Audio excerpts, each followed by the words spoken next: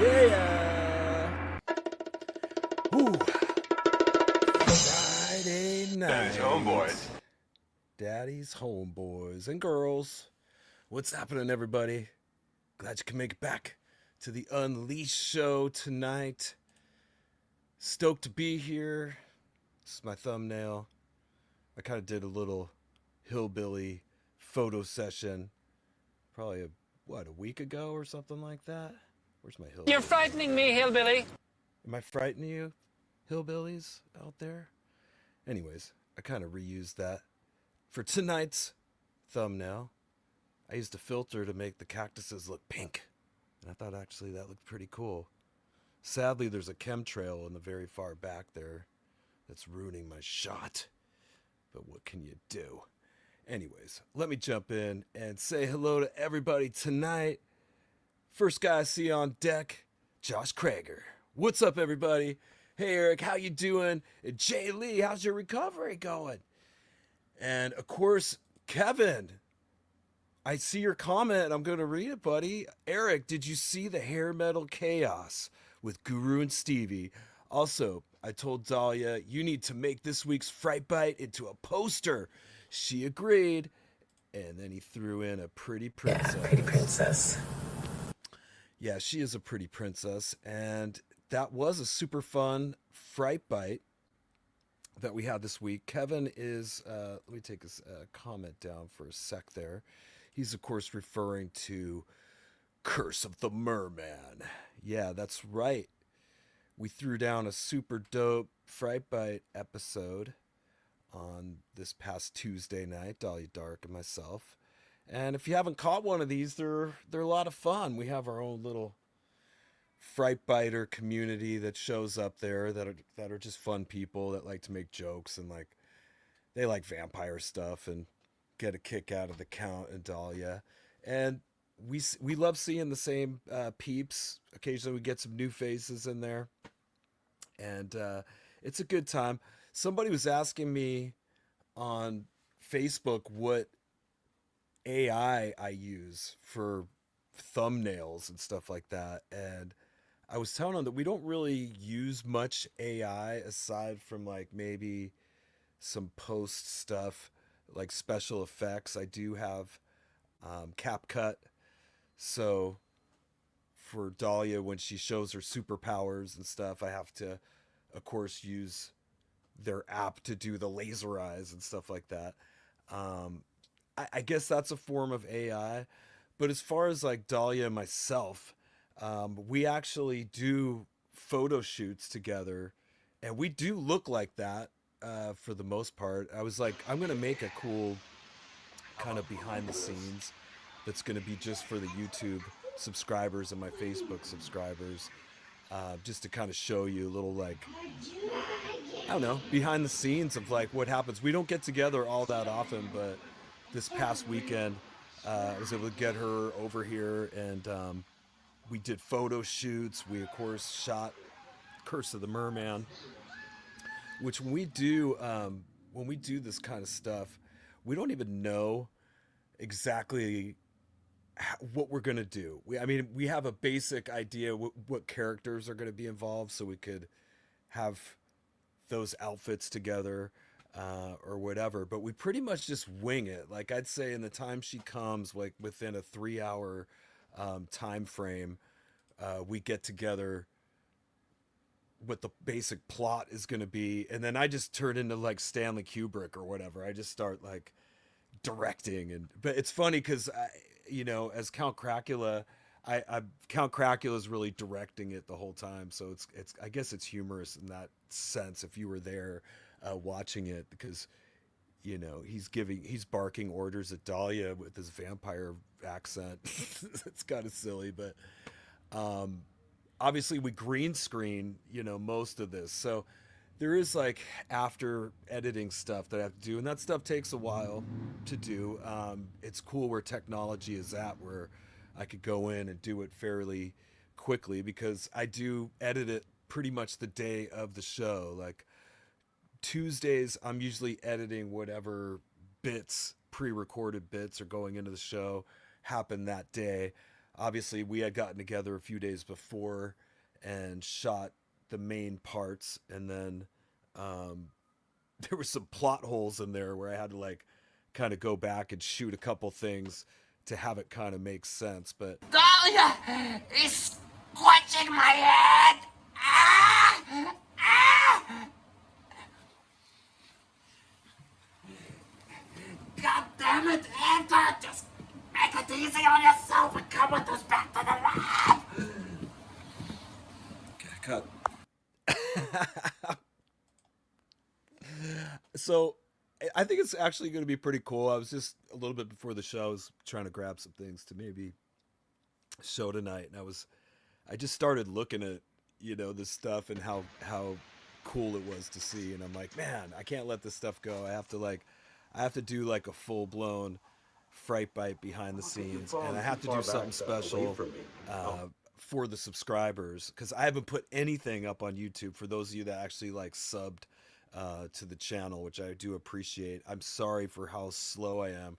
I've been spread a little thin, playing in 3 bands, doing you know 2 podcasts a week, and then of course now that the band's fired up, the Piercy solo band again, got the road vlogs happening. So I don't have a ton of time to do stuff, and I wasn't even sure what exactly to put up there first. But I think one of the first things I'm going to do, and I'm going to do it this weekend, is make a cool behind the scenes of Curse of the Merman and show a little bit of our fun photo shoot we have. She and I just have like a super fun time doing all this stuff. And as far as I understand it, like if you do it for yourself, the art of it, and you're having a good time, your fans perhaps will appreciate that more. Rick Rubin, I think, said that. He was saying something like that in regards to music. He's like, if you make music for yourself, your fans will appreciate that more than if you are trying to please them and just do something for them. It's not, the passion won't be there, the authenticity won't be there. And I would say this is at this point kind of a passion project because it's right in the very beginning. And most people, at least in the Stephen Pearcy world, they don't know even how to like unwrap what I'm doing with any of this. They don't get it. They're like, is that you? And they're not sure why I'm doing it. And I'm just having fun with it.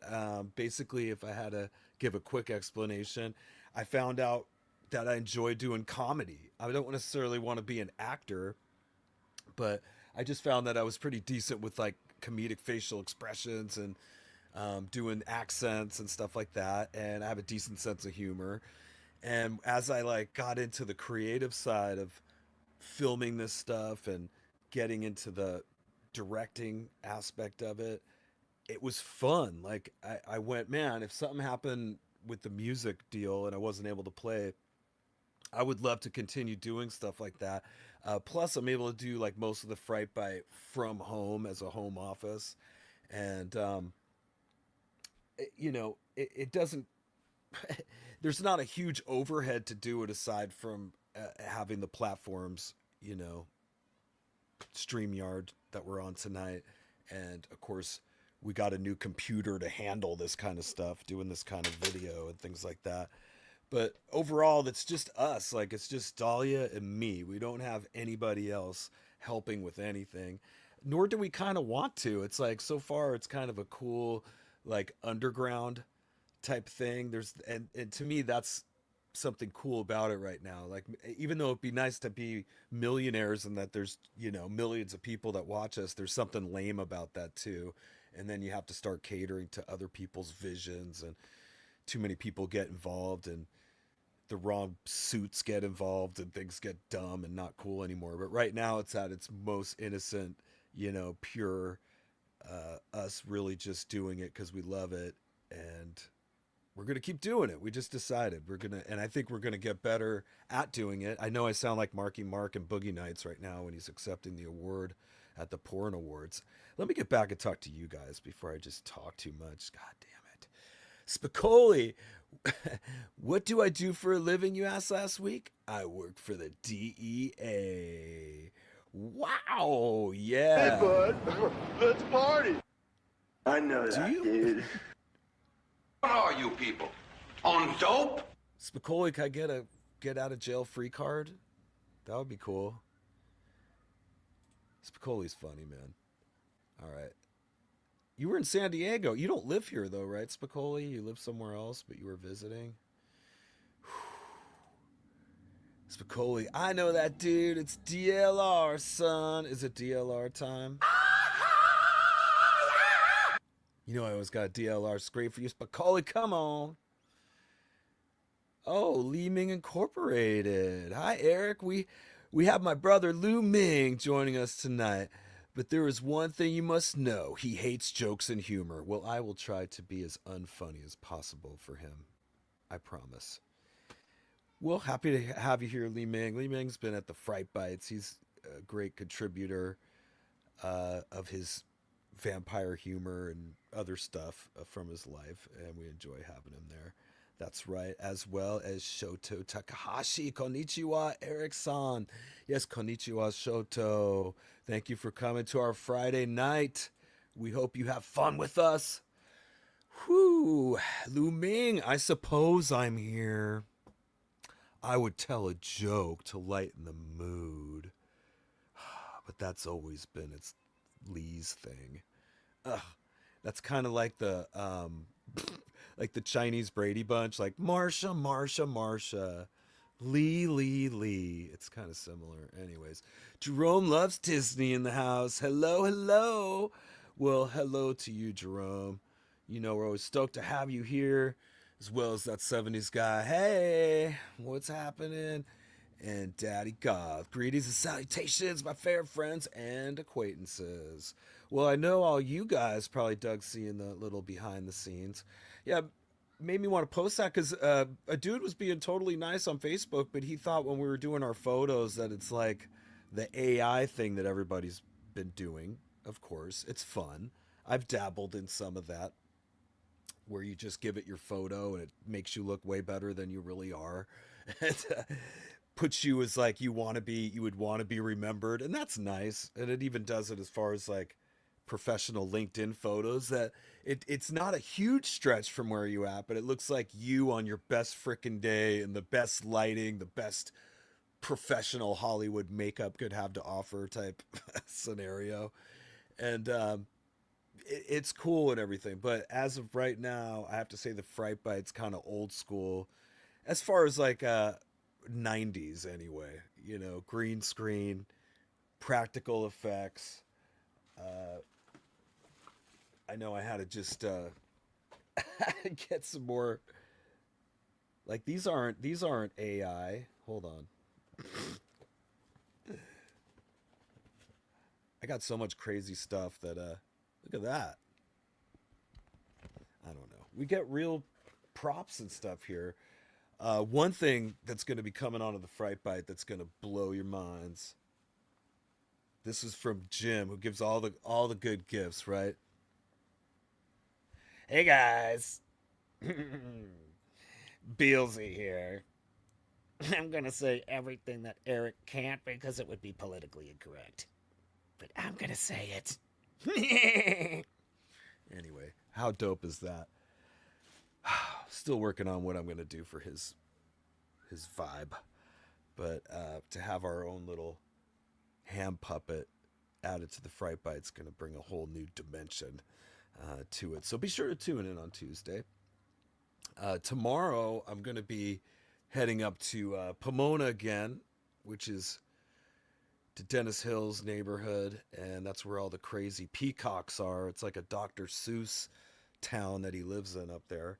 And we're gonna have one of our last rehearsals here before we play our next show, which will be at the Lemon Festival, and that is on Friday, the 5th of June. And if you're in the Southern California area, you want to check out me playing with the project, which of course we did the Death of Me video that you're familiar with, as well as recently Hope and Best Days are all videos that I appear in. I have to brag about myself, you know. No, but there's a connection there with me and these guys now. As well as Pump 5 that you see me out doing touring with. They're going to be out too. They're playing the Lemon Festival on Sunday, and Alex Kane will be on guitar at that show. They kind of bounce between us guitar players depending on schedules and so forth. But yeah, Friday will be the project, Sunday Pump Five. So Pomona this weekend, the Lemon Fest is the place to be. And a week from today, I'll be headed out to play Gary, Indiana at the Hard Rock there, and these are bigger shows with like cool other bands we're playing with. And then Wisconsin, we're gonna play West Salem. This is Piercy Band, Friday and Saturday. So that's gonna be two new road vlogs coming your way, and I get those out pretty quick. Usually with that week, they do come out, and I know everybody was super stoked to see. Both the Logan appearance got everybody excited. I have to give Logan some love first. I played on my Facebook us doing the round and round solo. People lost their minds on that. It had like but that might have been one of my biggest reels I've ever put up. It had like over 50,000 views on it. So people ate that up. And then of course the big news that Joel Hoekstra joined the ranks, and that tour vlog is already close to 13,000 views, which is pretty great. I mean, this channel is fairly new, and I only have like 2,000 subscribers. So when I hit numbers like that, that looks good. Like, and I think every time I've added one of those tour vlogs, a couple hundred people sub up. They love seeing music related behind the scenes and documentary type stuff. We all love that stuff. I'm the same way. Like, I could watch pretty much a behind the music or behind anything for any artist out there and find it interesting regardless of what kind of music it is. So it makes sense. And with this channel, I just wanted to offer like a few different dimensions, if you will. And the Fright Bite's just another part of me, you know what I mean? It's just a part of my sense of humor. It's another way for me to express myself, to stay creative. I do some music stuff for the Fright Bite.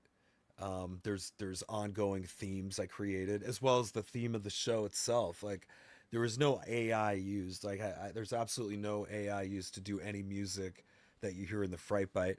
I will say that you would have heard my cover of Suck Two Necks going on during the fight scene, which I had to actually record a version of it. It's not Sublime's not the original band to do it. I forgot who the original band was. Sublime covered it, but I changed it to Suck Two Necks.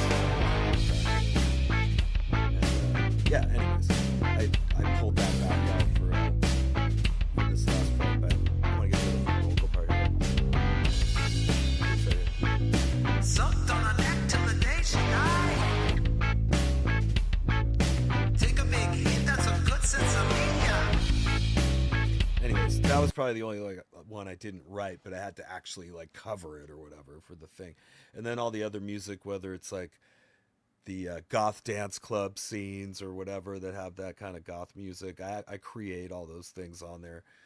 So I know AI is an easier way to do things, but it's not for me. It's just not creative enough for it. It's just like when I'm working in Logic or whatever, and they might have pieces of music you can use. Like, I don't even use that stuff. That's just a waste of my memory on my computer. You know what I mean? I usually like prefer to create any drum parts or even the keyboard stuff. I'd prefer to just play the keyboard part than take somebody else's stems that are already there and use them. Like, to me, that's just more like a video game for anyone to do. That would let anyone, seemingly be a musician. But, your personal, as an artist, your personal fulfillment is important too. And personally, like, I never just chased money. You know what I mean? Money, I don't really care about money until the bills are due or the rent's due. But I kind of try to almost pretend like it doesn't exist. I've just been trying to stay creative, stay busy doing things that I enjoy doing. And then I feel like my life's a win. I don't have as much regret in my life because there's people out there that are very bitter and regretful of where they are, and it sucks. I feel for them in a way until they start taking it out on other people and deciding to be an internet troll that's going to try to hurt other people because they're not happy with themselves. And that's always a bummer, but we all deal with that probably on some level. Let's see what's up here. I know I'm already getting behind on my comments. Skylar, Kevin, I watched the live hair metal guru and Stevie's first live show. Very entertaining. I have to watch it still. Obviously, their show starts, and then I got Fright Bite starts at 6, and they're on at 5. I'd have to catch the rerun of theirs, which is totally cool. I mean, I do. There's only 7 days in the week, you know what I mean, and I do support any show that's promoting rock music, you know what I mean. And whenever they post that they're advertising it, I always hit the like button or whatever. And I'm personally friends with Anthony, and I'm personally friends with Stevie. So you know what I mean? I hope the show's successful, and I hope if the people that watch their entire show, I hope when you're done, you head over to my channel and check out the Fright Bite, because that's fun too. Or vice versa. If you like to be part of the Fright Bite and you want to get your vampire jokes in there, or you want to say something to Dahlia or whatever, you got to obviously be at our live. But we hope you go over and check out the Guru's show immediately after. That's how we roll. Anyways. Emperor Zing, he has arrived. The Divine One. Nice. Maddie Too Fresh. Yo, Eric, what's up? Oh, man. Glad to have you here, bud. Skylar, good evening. Maddie Too Fresh. I'm Daddy Goth's brother. I know it confusing because we act very similar. Yeah. No, it's good to have you back. I like it. That's not the first time that we've had family members that have their siblings. We've even had parents that show up because their kid thought that they would think it's funny too. I love it. Ooh, sorry. I got a little dry mouth. I went to the doctor today. I haven't been to the doctor in some time, and I decided to make an appointment. I'm not sick or anything. I just was like, if you have the insurance or whatever, go obviously once a year or something and make sure everything's good. I did, lose a good amount of weight since I was there last year. I'd lost almost 30 pounds, and she definitely said something to me of that. She's like, wow, you lost all this weight, the doctor. But, as I get my after report from them, it's just interesting how these clinics kind of work and stuff. Things that would be considered normal maybe 20 years ago, they act like it's a big problem now. You know what I mean? They're saying I'm overweight. I mean, do I look overweight? I'm 5'10". I'm weighing in about 170 to 175, depending on if I get all my workouts in or whatever for the week. I think for me, that's a fine weight, but looking at it here, they're not thinking so, She was also asking me about the medications that I take. They have one of them, I'll tell you, Lipitor. I don't know if any of you are on that. It's a statin. I know they got a lot of Americans on statins right now. I started looking up information on it because I wasn't feeling right. They had me at 80 milligrams of that, and that's pretty heavy duty. And I'd noticed my cognitive abilities were diminished, to say the least. It was I was just out of it all the time, and I attributed it to that medication. And sure enough, when I stopped taking it, I felt fine. I had talked to them at one point about lowering it, and they kind of almost felt like I was getting bullied into continuing to take it. And even today, it was a similar pressure, immediately. this doctor I have that she's like just the family, I guess, doctor, regular checkup kind of doctor that I have. I've had her for like a couple years now, and she's super sweet, but she's almost like not even like a real doctor in a way. Like it's almost like somebody pretending to be a doctor in a way. Like she'll come in, how you doing? She's super nice. She has the mask on, you know, and occasionally she'll do different. I notice like this is probably my third physical as far as 3 years of coming in, and she'll do like a different thing to be doctory. Like last year when I came in, she took that thing you hit the kneecap with, the reflex whacker. She like came in and kind of tapped around, but it didn't seem like she even knew where she was whacking at it. She just kind of went do do do do on my kneecap a little bit. She was like kink kink kink. I'm like okay, and I think she had taken a stethoscope and maybe whatever. This time she didn't do that. She didn't do that. She just kind of came in and she did check with the stethoscope, and she did kind of look in my mouth, but it was like barely for a second. She's like, open your mouth. And I actually went to open it, but I had gum in my mouth, and I went to close it so I could push the gum back to open my mouth and not have the gum sitting there. But she was like, that's fine.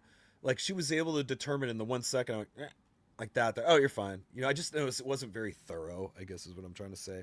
These are like the least thorough examinations. Not that I have an issue with that. Like, believe me, like I don't need her to like check everything out. You know what I mean? Like if there was something wrong, I would definitely bring it up. But I doubt that a doctor, whatever's physician there, family doctor is gonna like notice something that down there that I wouldn't have noticed. You know what I mean? So in that sense, it could both save us the embarrassment of that. Just kind of just do the basics. Go in, take the blood pressure. She doesn't even do that. It's the they have a little like nurse, whatever, that comes in, and they have almost kind of like a pre-sales bit that they do on all the things that they get paid on that they want you to have. And of course the vaccines, right? Well, you need to get your whooping cough, your tuberculosis. It's like I'm not even sure if it was those three. Of course they saved the COVID one for last. You know what I mean? Because they know that's the one that probably gets the most pushback. And even though alphabetically that one would have come first, I just thought it was interesting. They kind of waited till the end of COVID. I've declined these for years from them. You know what I mean? They used to be more like, and now they're like, oh, okay.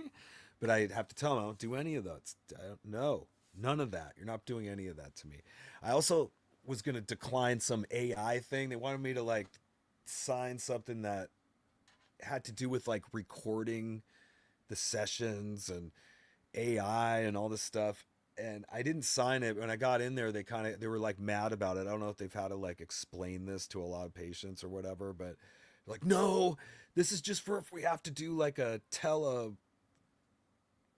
over the internet doctor visit, I forgot what you call those, televisits or virtual doctor visits, something like that, where we would have to record it because we're doing it virtually or something. And it made sense when she said that. And obviously I kind of finally went down there, but the way that it was like worded just seemed so like 1984, you know what I mean? When you're reading down the things that wanted you to sign, and it made it sound like we're going to record all this, and the AI is going to determine what vaccinations you need, for your new global entry identification, digital ID, it just, you could just see how it's like kind of setting up for that sort of thing. And I'm jumping the gun on it, and the way they explained it, it turned out to not really be that big of a deal, and I went ahead. But as I got in there, I decided I'd mention to her that I stopped taking the Lipitor, and wow, did she flip out. Wow, no, what? And I'm like, well, it was a lot of milligrams, and it was affecting me. And she's like, what? Was it making your muscles hurt? Was it making? Because I guess that's one of the things. Which I think that was one of the things. Like you feel more sore than usual or whatever. And I go, no, it was more cognitive stuff. I just couldn't. I was forgetting things. Geez, at one point I was like leaving my guitars outside in the hallway. You know what I mean? Instead of bringing them in the room on the road, I was just having trouble holding it together. And that thing drains you of cholesterol, that pill. And the bigger the amount of milligrams, I would assume it's draining more of it or not letting you produce it somehow. I don't know exactly how it works. But your brain is made of cholesterol, so you need cholesterol. Like cholesterol isn't entirely bad for you or something, you know. And there was a point historically where people had higher cholesterol levels and they didn't make a big deal about it. In fact, some of the folks that had longer lives that lived to their 90s and 100 had generally higher cholesterol. But big pharma comes in and lowers the measurements of what they consider to be a danger because they want to sell you more stuff. And I felt like today her concern wasn't so much about me personally. It seemed she was acting like there was a mafia that she works for, which there is. I mean, there's the AMA, the American Medical Association, of course, that hands down all their rules and everything and strategies for treatment and everything that's going to happen. But if these doctors step out of it or don't do it or sidestep it, they risk losing their license. And that's always a threat they have. And that's the trade-off to agreeing to be a doctor. You have to go, all right, we're going to let you be a doctor now, but you have to ultimately do everything the AMA says. And if you go against it, you will lose your license to practice and your life will suck. And so they get into this trap to try to appease the AMA and who's, you know, influencing the AMA, but big pharma, right? So here I just felt that she was so desperate to keep me on a statin that it just almost became comical. Like she goes, well, but maybe you just need a different one. Maybe it started to be like a Black Mirror episode or something. Seriously.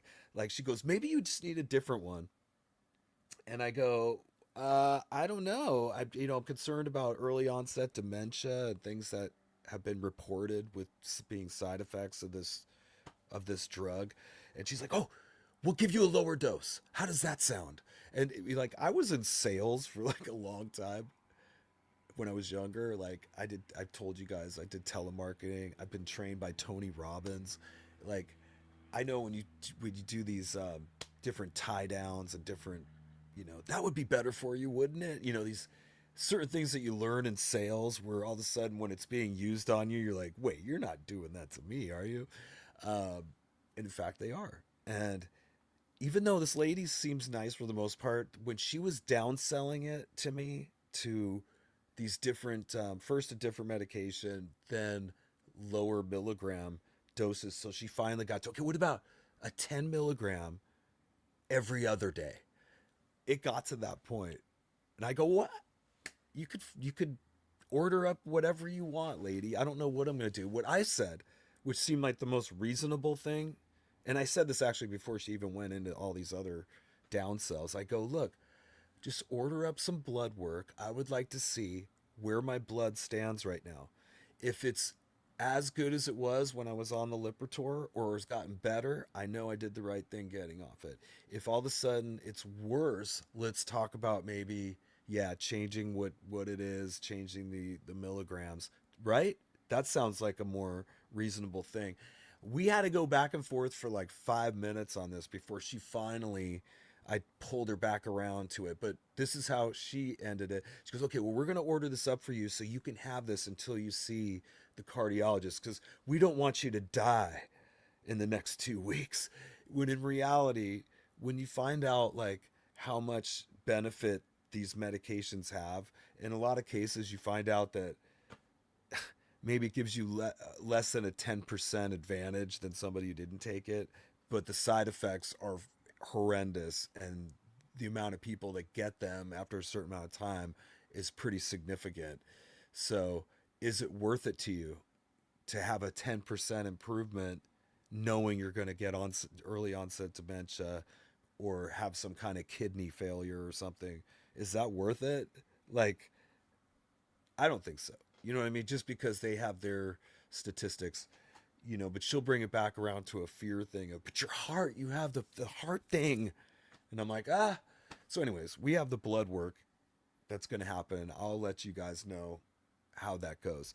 The weight thing, of course, that was defeating because, you work your ass off, you lose 30 pounds, and then they send you this piece of paper that says you're overweight. And I looked it up, and it's interesting. Like, if you look on the internet, like, what's the average weight, or what weight should I put in white male? I don't know if that does make a difference. I wasn't trying to be racist. I just thought I'll give you whatever information. A white male, 5'10", which adult male, what should they weigh? And it went anywhere from like 135 to 175, which was a huge difference.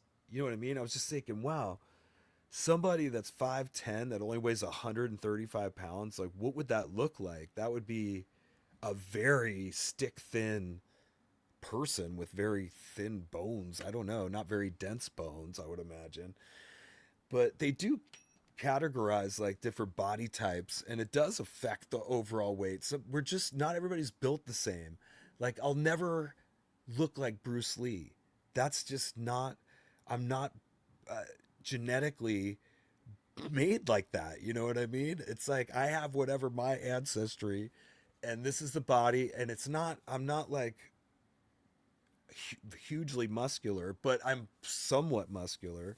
So obviously I'm going to be on the higher end. So honestly, like 175s would be considered normal after you do some research, but the way the doctors have it come in, they're trying to make it seem like you're on death's door.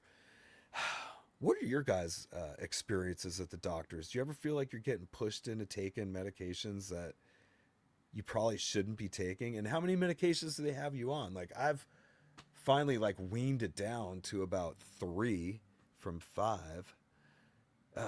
Anyways, speaking of families, we got Lakeisha and Devon for real. Hi everyone. Hey, nice to have you back.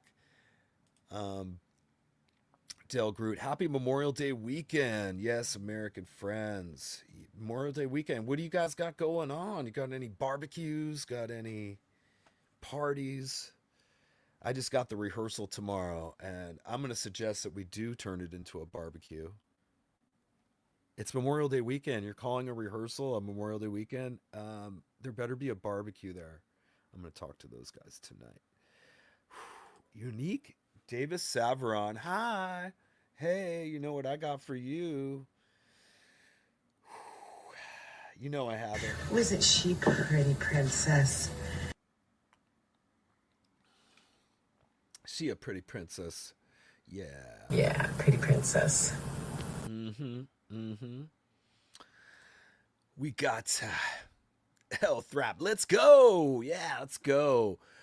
Oh, Spicoli, I'm so wasted. I know, I'm not being funny tonight. Spicoli's like, I'm bringing on my bros, and I'm like talking about Lipitor and like all serious bullshit. I'm sorry, Spicoli. We can have fun now.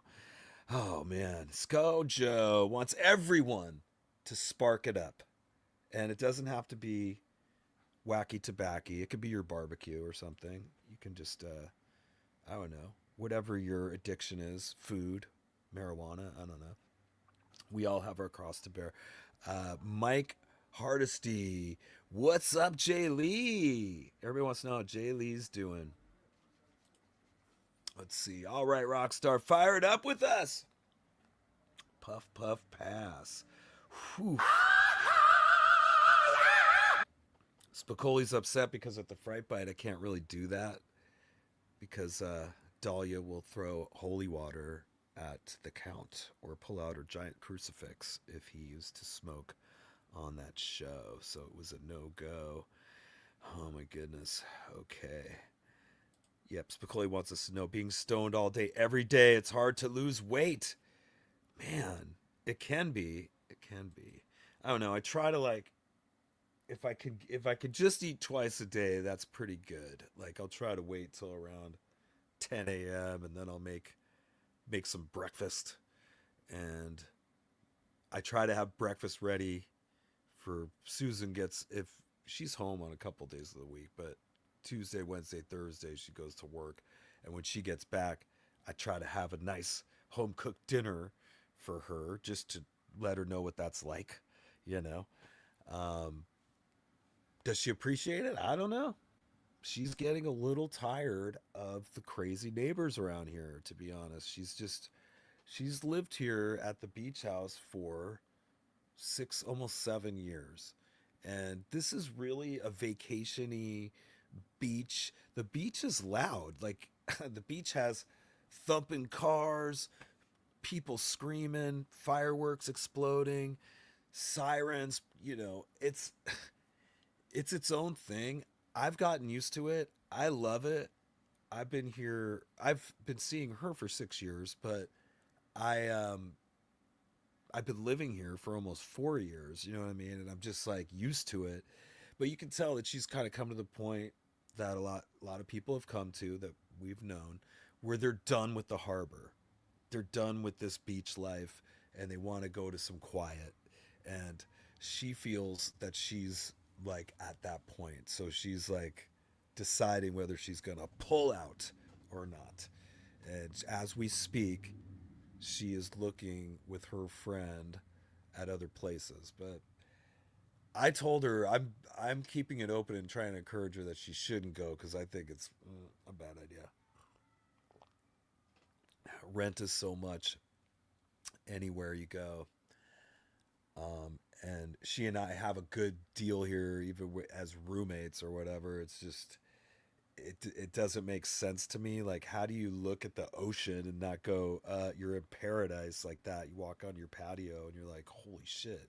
Like, I'll hang on to this as long as humanly possible. It's my only chance to like act like I own a multi-million dollar place, not just by renting it. You know what I mean? Like, but I could never afford a place like this to own. It's just been a cool, after struggling for so many years, to like kind of step up and get into a cool spot and get to see how the other half lives for a little while. Cause I'm a hood rat, you know what I mean? And for me to enjoy this for a minute, to get my 15 minutes of, the good life, it's been awesome, and I've tried to be, even on a roommate scale, the best roommate possible. I pay early every month. I've never paid late. I have actually a pretty good credit score, 800. I don't know. I'm thoughtful. I like do the shopping, take care of the cats, have dinners ready, things like that. You know what I mean? But after a while, that gets lost on people, I guess, or they think that the grass is always greener, right, on the other side. For me, I've just got to a point where, regardless of what woman it is or whatever you could insert in there, it's still going to be, it's almost, I don't want to say too much work, but like where I am in my life right now with how busy I am, I almost don't have time to invest in a relationship. You know what I mean? If she leaves, like, I'm not even gonna I don't even know. I don't know what's gonna happen. I got 3 bands doing these podcasts. Like, I don't have time to be a good boyfriend, to anybody, right now. And I just, at this point in my life, I'm just done with all the BS of it. And from what I understand, a lot of guys are at that point, unfortunately. Li Ming, I got a purple wig for my cat. It's a short curly bob. Really? I'd have to see a picture of that. Tell us about the studio, dude. What's up? The studio is going really great. I just heard Blas Elias play drums on some of the songs I wrote, and it's pretty amazing. So, behind the scenes, like, I had been going up for the last couple months and tracking my guitar parts on the song Steven wrote, and then we have like 8 songs that I wrote. This is on the Dog Mob record. He came up with that name. But when I write the songs at home, obviously I use MIDI drums and everything and just arrange the songs here at home, and then we take it up there and just start replacing stuff. Like, I retrack the guitars up at Matt's and he plays bass on it, so we get rid of the original bass stuff that I did. And then Steven will start doing vocals, and somewhere along the ways we get it to whatever drummer we think would do good. We've had 3 drummers so far playing on the record, and all amazing guys. And let's see, who do we have so far? of course, Blas Elias, but Jimmy Deanda, I think, played on a track, and then also um, Will Hunt, right? Will Hunt, Evanescence Will, who's in Godsmack at the moment. He played on like this heavy song that we have. We were like, he'd be good for that, anyways. But Bloss is like was great on like everything Bloss did was like super good and like pretty true to like what was there. You know what I mean? Just with a little more pizzazz on it. And Matt just sent me one of my favorite songs that we did on there with Bloss's drums. Sounded great. He sent it to me without the solo on it because I have to retrack that. Like when I send him the songs, I usually don't take too much time on the solo section. But with that said, some of these scratch solos I did were really good. You know what I mean? I don't even know if I could get the same angst or whatever I had in the moment that I did it, or what mood I was in at that time that I did it. Some of these songs are 5 years old, 6 years old. I started writing. We were supposed to do a third record. It was like with Frontiers. It was supposed to be a 3 record deal. We did Smash. Had to come out with View to a Thrill the very next year. That was the first time I ever had to like was under the pressure of having to write a whole album within a year, with us out playing and everything. But we pulled it off. But then there was just Steven renegotiated. He did something to where he got out of that, and we just stopped at the 2 records with Frontiers, and he was going to go on with someone else, but then COVID hit and that just screwed everything up. And now here we are. It's been like 6 years since we put out a solo record, but that doesn't mean that I haven't been like giving him songs the whole time. And when we were like counting them up, there's probably about 40 songs altogether that he had, and there was like I guess 8 of them that spoke to him enough that he was hearing something and goes, these, so we're starting with those. But we could still go, like if he signs a 3 record deal or something, we have the majority of those songs for that, which is cool. And I do think we should record him sooner than later. I do like the idea that he actually paid for this so far himself. You do have to invest in yourself a little bit sometimes. And he's doing it right, having taken the time with Matt and really going the distance on this. I mean, if you really put in, make it a good product, people are going to sell it and celebrate it. I mean, people are going to buy it, right? You're going to sell it, they're going to buy it, people are going to celebrate. And I think that's going to happen. There's going to be definitely a handful of songs that people really dig. I don't know. It's subjective what people like, but as far as the production quality is going to be top notch on all of them. Okay, John Evans, love the fright bite. Good old fashioned sappy fun. Yeah, I'm glad you brought that up. Some people, I hope you don't get bummed, but sometimes when I spend a lot of time on a fright bite, I like to kind of do a little bit of a watch along, and maybe let's see, at the top of the hour, if you're still hanging out, I'll put on Curse, I almost said corpse, Curse of the Merman, and I'll just I won't put it full screen. I'll just kind of put it on and kind of pause and talk about it a little bit, kind of do like the director's cut version of it, if you guys are cool with that. But I'm going to read comments through the next 10 minutes till we get to there. So if you do have questions for me, any burning questions you've been dying to ask me, you can ask. I mean, you have to be respectful to me. I mean, if you're not, I gotta ban you from the chat, which would suck. Anywho, get back in. Let's start a campaign to get Piercy and Erik to smoke with Spicoli. Oh my God, dude, I'll take a hit already. Jeez. That's one funny thing about me. Like, I'll always say no the first time. But I have this disability that if you ask me twice, I can't say no. It's like my kryptonite. There you go, Spicoli. Did that for you, buddy. I'm even gonna give you some Spicoli. I know that, dude. What are you people? On dope? Are you? Sweet. Okay. Spicoli saying, remember in comedy, it's all about the delivery, dude. Remember Cheech and Chong on vinyl? Classic. Yeah. I love the Cheech and Chongs. I was watching those when I was like 8 or 9. We had a HBO. It's kind of around like when HBO first came out, and they would just put our movies on all day, and there was no like adult whatever protocols to keep kids from watching stuff. And at the time, I didn't even know what weed was or cocaine was or anything like that. But just watch, just, you know, Cheech's accent and just how dopey Chong was.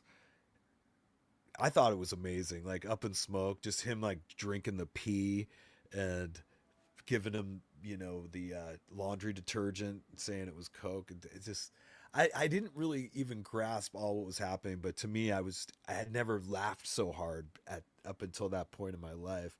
And they must have been putting like all the movies on. They did like 3 movies back then, and I remember I was watching it, and it was just one after the other, and I was a fan after that. Christianity, hey Eric, what's up? Yep, Warrior X, hey, that's right. This week's Fright Bite was badass.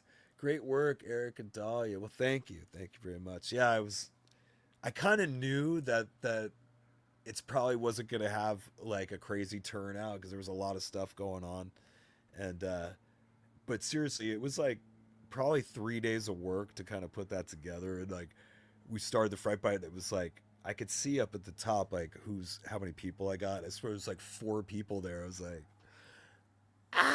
but at the same time, I have to remember that what's awesome about making the playlist for Fright Bite, that was our 20th episode, that when there's new people that are discovering it, they could totally binge watch all those. I mean, that's a lot of hours, you know, of Fright Bite we've built up.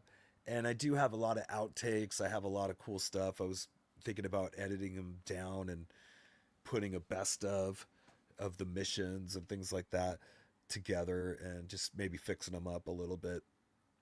But in my mind, just in full transparency, like I'm trying to get good enough with this that I could start like submitting some of these clips to like Funny or Die, you know, or these different like sites to see if we could kind of, you know, get more people into it. But I'm not like out to rush out and push our stuff on people just yet. Like I feel like we've been like figuring it out over the last 20 episodes and kind of getting our whole vibe together. And in a lot of ways, the show is like kind of been writing itself. And you guys have obviously contributed, you know, our fans like Jim Martinez and Marsha, that have donated, you know, props to the show and things like that we totally use. Like obviously, this guy's great. That's gonna be funny, man. I gotta work something up good for that.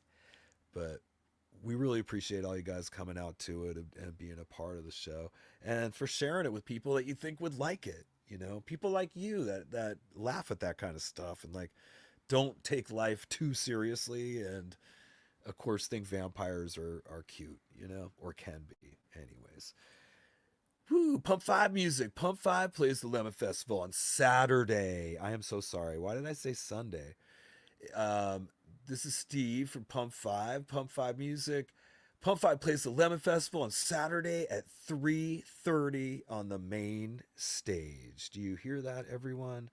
Do not go on Sunday when I said, which I never gave a time, so it shouldn't be that big of a deal. But yeah, it's a Project Pump 5 Lemon Festival freak off going on up there. If you're in the area or you can make it out, come by both days. Go check out both bands. The Project I'll be playing with on a Friday night at 6:30 p.m. and then come back the next day, enjoy another day at the Lemon Festival, and check out Pump 5 at 3:30. And Steve, I wish you guys the best on these next couple shows that you're doing with Alex. Safe travels. Have a great time. Kick ass. Spicoli, I'm a hillbilly too. Well, is that a fact? You're frightening me, hillbilly. You're frightening me, hillbilly. Jay Lee, got the new mystery package coming in a few days, courtesy of Count Cracula. Yeah. That's funny, Jay Lee. One of the Jay Lee. I've given some mystery bags to because he's such a good supporter of the Fright Bite, and anytime somebody super chats like 10 or more vampire dollars to the show, they get to spin Dahlia's Wheel of Misfortune. And he's spun it so many times that he's just like won everything.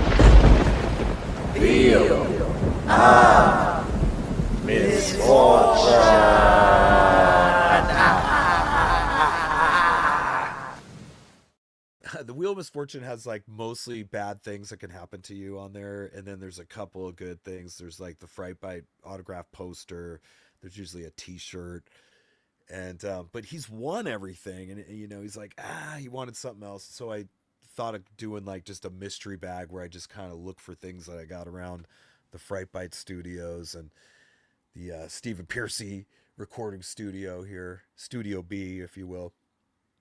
And I always find a couple things to throw in there that are significant or special to the show. And there is something in there, Jay Lee, that's I mean, at face value, you're gonna be like, oh, but when you realize like the year that it's from, when you look at it and you see that it's actually from the Stephen Pearcy tour, it's something that he had from 2011. I'm not trying to spoiler alert your mystery bag, but I'm just giving a couple little clues on it that it is a small item that he had available. Now this item I loved, and I actually kept it on my person because it was useful, and you'll see that you'll be able to use it for one specific thing as well. So look forward to that, Jay Lee, and I personally thank you for being such a cool friend and always being at the Fright Bites and spinning that Wheel of Misfortune. Everybody here digs you, and they hope you're on the mend, dude. They hope your ribs healed up. They hope you're not getting electrocuted anymore. They hope you don't fall down the stairs. They hope you fix that roof leak. Anyways, I got some more action going on here. Spicoli for the weed fund, dude. Yeah. I love it. It goes straight to that. Thank you so much, Spicoli. Thank you, sir. And we got, let me see here, my super carrot, Marsha B. Oh, yeah. I am here. Rudy got out. 3 cats almost started World War III. Oh, man. I've told you guys I want Marsha to do her own YouTube channel because obviously, if you guys are like me and you love animals, she has so many cool animals like on her property that she feeds and helps out. She's like, she's somewhat of the Dr. Doolittle female version. And what's super cool is a tortie cat came into her life and just appeared one day, and she befriended this little tortie named, we named it. I helped her name these cats, I think. But Rudy ended up like having kittens in her garage, and she's been hiding these kittens to where Marsha and her son haven't even been able to like see where she stashes them. And anytime she's tried to go locate the kittens to see if they're okay, the cat freaks out and then ends up moving them to like another location. So it's really interesting, just the behaviors of cats and how the mothers deal with their young. But it's almost nerve-wracking for me. It's not even my house or my problem, or whatever, but I'm just like, every day I'm thinking about these kittens and what do they look like? How many are there? Like, oh, that would drive me insane, to know that was going on. Are they okay? I'm such a worrywart, but we have a mutual friend that right at the same time a cat had come into her life and had kittens, and she's kind of basing it off that timeline of when the mother's going to suddenly bring out her kids to show off, or like, okay, they're ready to go out into the world, which is pretty soon. But I was like, man, people would love to like see this, if it was edited well, and like I've learned enough about YouTube stuff to give suggestions. Her son Landon's like a really good photographer, and I'm sure kids nowadays are great at editing stuff too. And I think together they could do an awesome like mother-son channel that would do great. And I, again, I encourage people to chase their dreams or, share cool things that they do. Let me take that down. Thank you, Marcia. Appreciate it. Marcia did finally win on the Fright Bite. She had been doing the Wheel of Misfortune for, what, Marcia, like months, and never wins. And I'm just like, man, she's, a huge supporter of mine. And to see her lose and lose and lose, I was like kind of just starting to feel really guilty. So when she finally did win, like I feel like I loaded her up with prizes for every time she lost, on there. But she finally got her package, and she was super stoked. So that was a good ending there. Okay, let me go back. I know I miss everybody's stuff. Hang on. Oh my goodness. Okay. Josh, what are you saying? I know I caused you so much pain. I promised you that I'd never hurt you again, even though the scars remain. Michael Shaker Group. Yeah. Cool, man. Wade Miller, what's happening, Wade? Glad y'all played You Think You're Tough and You Should Know by Now. And to Larry, bring them to Connecticut and Rhode Island. Yeah, Wade had such a good time at that event that he threw where he had stephenpearcy. This was the Kerrville. If you check out the Kerrville road vlog, that of course has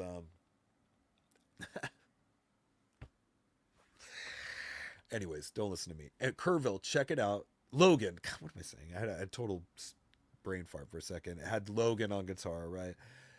Road to Kerrville. You'll see Wade in there that put on the show, and he had such a good time. He's coming out with his friends to Rhode Island and also Connecticut. So pretty awesome. Yeah, we are going to play those. You'll see us. Lance Pearson, I saw Logan in Nashville last night. I was sitting there watching. Damn, he looks familiar, and sure enough, damn, he's a monster. He's so good. Yeah, I love Logan. And he'll be back in the mix. You guys will see Logan because, as you know, Bloss is on the West Coast version of Trans-Siberian Orchestra, or TSO, and Joel Hoekstra is in the East Coast version. And when November rolls along, those guys, they're gone. So when we play shows at that time of the year, we bring in typically Jimmy Deand on drums, and Logan's going to come back in and play. So you will see him playing with stephenpearcy again. And we told him, you have to be ready at all times. Just like TSO, they have the guitars that you see, right? They have an entire band of replacements for every one of those singers, every one of those drummers, guitarists, you name it. There's someone on the payroll sitting at home ready to be flown out on a moment's notice. I told a funny story last week how they were telling me that Reb Beach was a more famous person that they had on standby, and Reb totally blew it and didn't stay caught up on learning the material, because a long time will go by. Most of these people will never miss a show, so you're getting paid to almost you may never play. Actually, you do get a chance to play. They let you come and rehearse with the band on the big stage, and they actually have the main characters or whatever show you what they're doing and help you. Joel was given a cool insight. I am going to have Joel Hoekstra on the show, and maybe right after we get back from these shows, I'll firm it up with him, and we'll have a guitar nerd night, and we'll pick his brain about what it's like to be the coveted wizard of guitar out there in the YouTube world and in the real world. And it'll be a good episode, man. Definitely. We'll have him on here to talk about it. But yeah, these backup guys do get a chance to play with the pyrotechnics and see what it would be like, because practicing at home is one thing, but you got to have that stage practice, and they make sure they get them. But a lot of time can go and you don't get called up for it, and some probably 6 months had gone by, and there was somebody that wasn't going to make their flight potentially, and they called Reb and were like, "You got to get out here." And from what they were telling me, he was like, "Wait, what? I don't know these songs. I don't know how that goes." And he had been like collecting the money, so now they don't get as famous people involved because famous people are obviously busier. They prefer to get super talented, maybe less known people that would never lose a gig. You know what I mean? They are hungry and would hold on to it with both hands. They prefer that from this point, anyways. Oh yeah, champ 1000. Thank you, sir. Thank you. Are you going out? Which shows are you going out to, buddy, for Pump 5? Am I going to see you? I got to find out which shows I'm doing with them. I think I might be going to Colorado with the guys. We'll find out soon enough, but I appreciate it. We had fun out on our little run, didn't we? Yeah. Okay. How's recovery going, Stony? Yes, Stony, didn't you have your surgery? Surgery went well, but sore as hell right now. Well, we're glad that you made it out alive from that. Good stuff. Good stuff. Josh, that's my goal. I'm 6'1.5" tall. My goal is to reach 178 or 180. I'm at 250 and lost 20 pounds. Oh, this is going back to me. Yeah, I feel like I kind of chewed everybody's ear off on my personal medical bullshit earlier, but I don't know. I know my audience, they're kind of probably around the same age for the most part. And you just, once you're even over 40, like your whole health situation could take a turn. And I was just curious how it is for you guys. I, of course, got to meet Josh when I was out playing with Pump 5. And yeah, he's super cool. And he's a big dude. Like, I could see having Josh as like a bodyguard because he's cray-cray. And he's just like you say, he's 250 pounds. Like, you're not going to mess with me if he's standing around. Anyways, but yeah, you got to watch the weight. And for me, though, I love to eat. And the only way that I could do this is to like hit the gym at least 4 or 5 nights a week, doing an hour on that elliptical machine. Because I can't start. I'll be so cranky and hangry if I don't eat every day, and I can't really like just eat total. What do you call it? Vegan setup. Like I eat meat, not a ton of beef, but eggs, you name it. I don't like to limit that sort of thing. I know I eat too much bread. I'm trying to cut back on that. But anyways, when you exercise, it doesn't really matter as much. You can eat pretty much normally. Li Ming, new rule in Ming household. Every Friday night, Ming's son must spend quality time with him. That means we watch Erik. Yeah, that's awesome. One of my greatest memories with my dad was watching Elvira, Mistress of the Dark, back in the 80s. That was something that my dad would like take a time out and he would sit down with me. And this is when I was probably like 12 or 13 years old. And we were like, yeah, like we wouldn't say it, but we both thought that, Elvira's, attractive lady.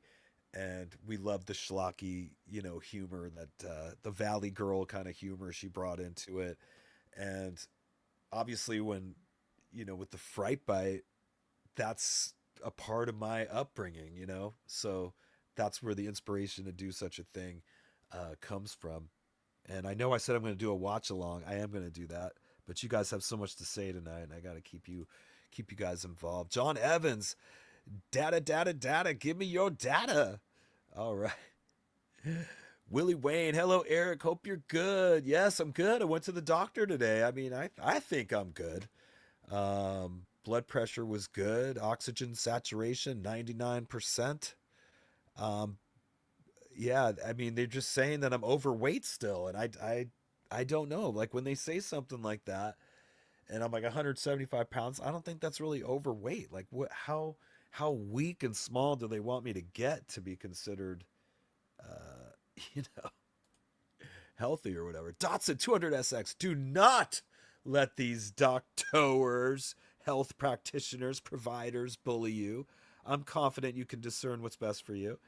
Well, I'm just trying to be reasonable about it. I mean, you would probably agree that asking for my blood work to make a determination would be a better call. I mean, I realize when they say things like I mean, the way the guy, I think it was like 2 years ago when I was complaining about what that stuff was doing to me. This like stand-in doctor was there, and he was real like, he was this big dude. He's like, no, no, no. He shut me as a, nothing you do, no diet, no exercise is gonna take your cholesterol down like this pill. None of it. And like that may be true, but again, at what cost? Like how long until your kidneys fail? Until you're like I've said this before. There's an M. Night Shyamalan movie that I love called Old. And if you haven't seen it, check it out. It's called Old. And M. Night is he has a lot of subtext. Like you have to kind of read between the lines with a lot of his work. And I love that. But in this movie, he does show you how corrupt Big Pharma is and the lengths they'll go to, get ahead, some of these companies in particular. And it's a pretty cool plot to the movie, but they're testing like some of their new drugs on unsuspecting people, and in their minds they don't care if the person ends up dying. They just want to know how long they can say they got a benefit from the drug, even if it ended up killing them later. And everybody pretty much, I don't want to spoiler alert Old, but let's say most people don't have a good happy ending in this, but there is some people that do manage to have one. So it's not a total bummer movie, but it's not a comedy either. But none of his movies really are. But it's just interesting. I think you guys should watch it. Johnny Ponder, hello Eric and everyone. What's happening, Johnny? Okay, let's see here. Dotson 200SX. You could get your own lab work done and an analyst now or other labs. Yeah, potentially. I mean, I have to use like the state insurance. You know what I mean? So I'm kind of stuck with their kind of clinic level work. You know what I mean? But I'm fairly confident that, they'll give me accurate blood readings that I could just do for free from them. And we'll see where it's at. I'll let you guys know. I think they're I think it's gonna be like mid June that I'm gonna get the blood work done. So I'll let you guys know in a couple weeks. I'm interested. I want to see if it's worth it. I mean, I'm gonna still exercise and eat good, but I'm gonna try to avoid, if possible, taking any more of those statins. I just bought a mint condition September 1884 magazine. No, it must be 1984. 1984 magazine with Steven on the cover. Can't wait to meet him again in August. Have you ever met or played with Fred Curry? Yeah, I have met and played with Fred Curry. I've known Fred Curry for a lot of years. Obviously, he played in Arcade with Steven. I think that's when I first met him. And if you caught the story last week, Dancing with the Angels from Arcade, that song, their first single, the first verse of the song was actually, Steven kind of lifted that from my band Voodoo that I was in. Those were lyrics that me and Andy Milner had written, and Steven was kind of producing us back then, and he had helped us make some demos, and he liked the words we had to that. When he was in this, around that time, he was doing the Arcade record, and he took those, and I remember I was in the car and on the radio station, they're like, okay, it's a brand new Arcade from stephenpearcy, a rat. And then the song kicks in and he gets to that first part. He's like, needles and pins haven't been so good to me, like poor cheap trash with the need for a social disease. And I go, what? But I thought it was cool. Like it didn't bother me or anything. I thought it was more flattering or whatever, if anything. And it was the beginning of a long relationship with Steven. Obviously, I got way more out of it than I would have with whatever little publishing from putting a couple words in or something to a song. And later, we did have Fred play on a song. There's a Piercy song called "Here We Go Again" that he played drums on at some point. He had me come up to like work with him in the studio once. That was kind of that didn't go all that great that day. I saw him again when I went up to try out for Rat, and that was interesting. I got to go up and play with Warren and Robbie Crane, and he happened to be up there, like where those guys were rehearsing. Fred's like studio is over there too. And I see him when he pops into the whiskey, like if we're playing the whiskey, he's usually somebody who shows up backstage. You know what I was watching last night? A 1985 Rat concert. I was on YouTube. It was freaking amazing, dude. It was them in 1985. So this is after, their second album's already out, and it's the songs are playing. The set list they play is pretty amazing. But just watching these guys on the arena stage back then, like specifically Juan and Warren were like going nuts up there. Warren too. Like I didn't realize like how many stage moves Warren had. They actually the whole band was pretty choreographed in like certain parts of the songs.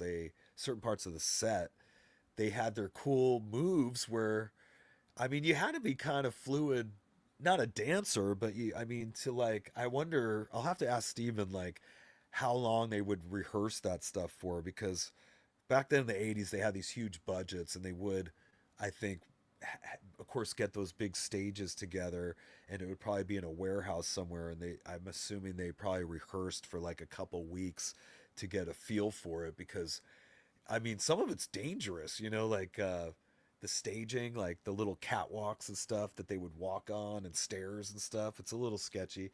Kiss, of course, was the first, band in the late 70s to really bring that whole thing to life, the whole rock show, stage show. But I would say 85, 86, Rat had a pretty good budget, and they had pretty dope stage, and it was just fun. I was working out last night, and I would watch the whole concert, and it was like, it was pretty awesome. Like I forget like how huge they were. I've known Steven more towards since the tail end. I met him just before Reach for the Sky came out.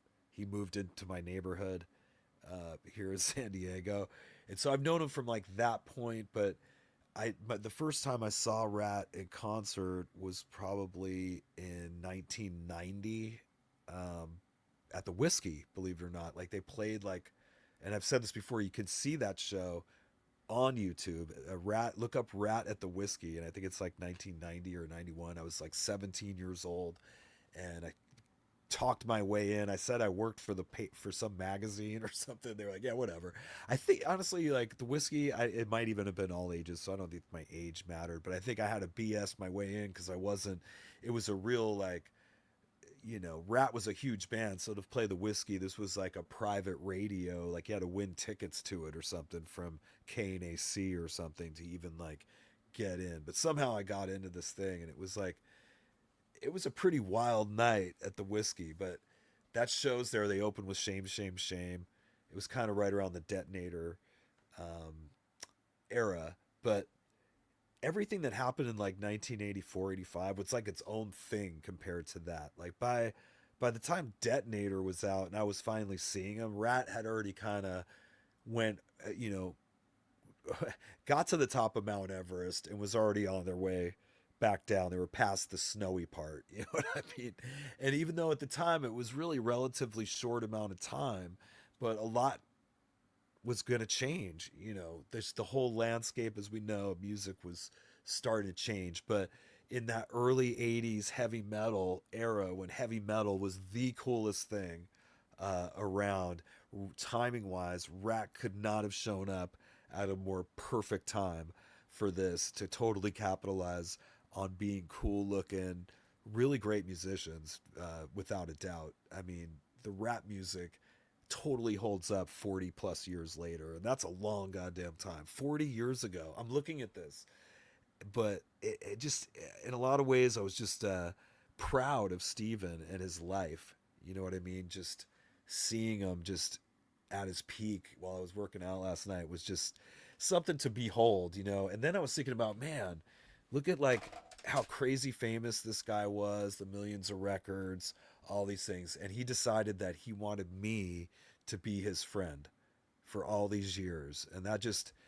it was amazing to me. You know what I mean? Or that he thinks of me as a trustworthy enough person that would stick with him through anything. And I have. And here we are all these years later that I'm watching this I'm watching this video of him in 1985, and we're about to go out with some of the best musicians, and I get to be a part of it, and it's phenomenal. And you guys are going to be a part of it too, because when you're on my channel, you get a backstage pass to that stuff, because I handle that now. Goddamn right.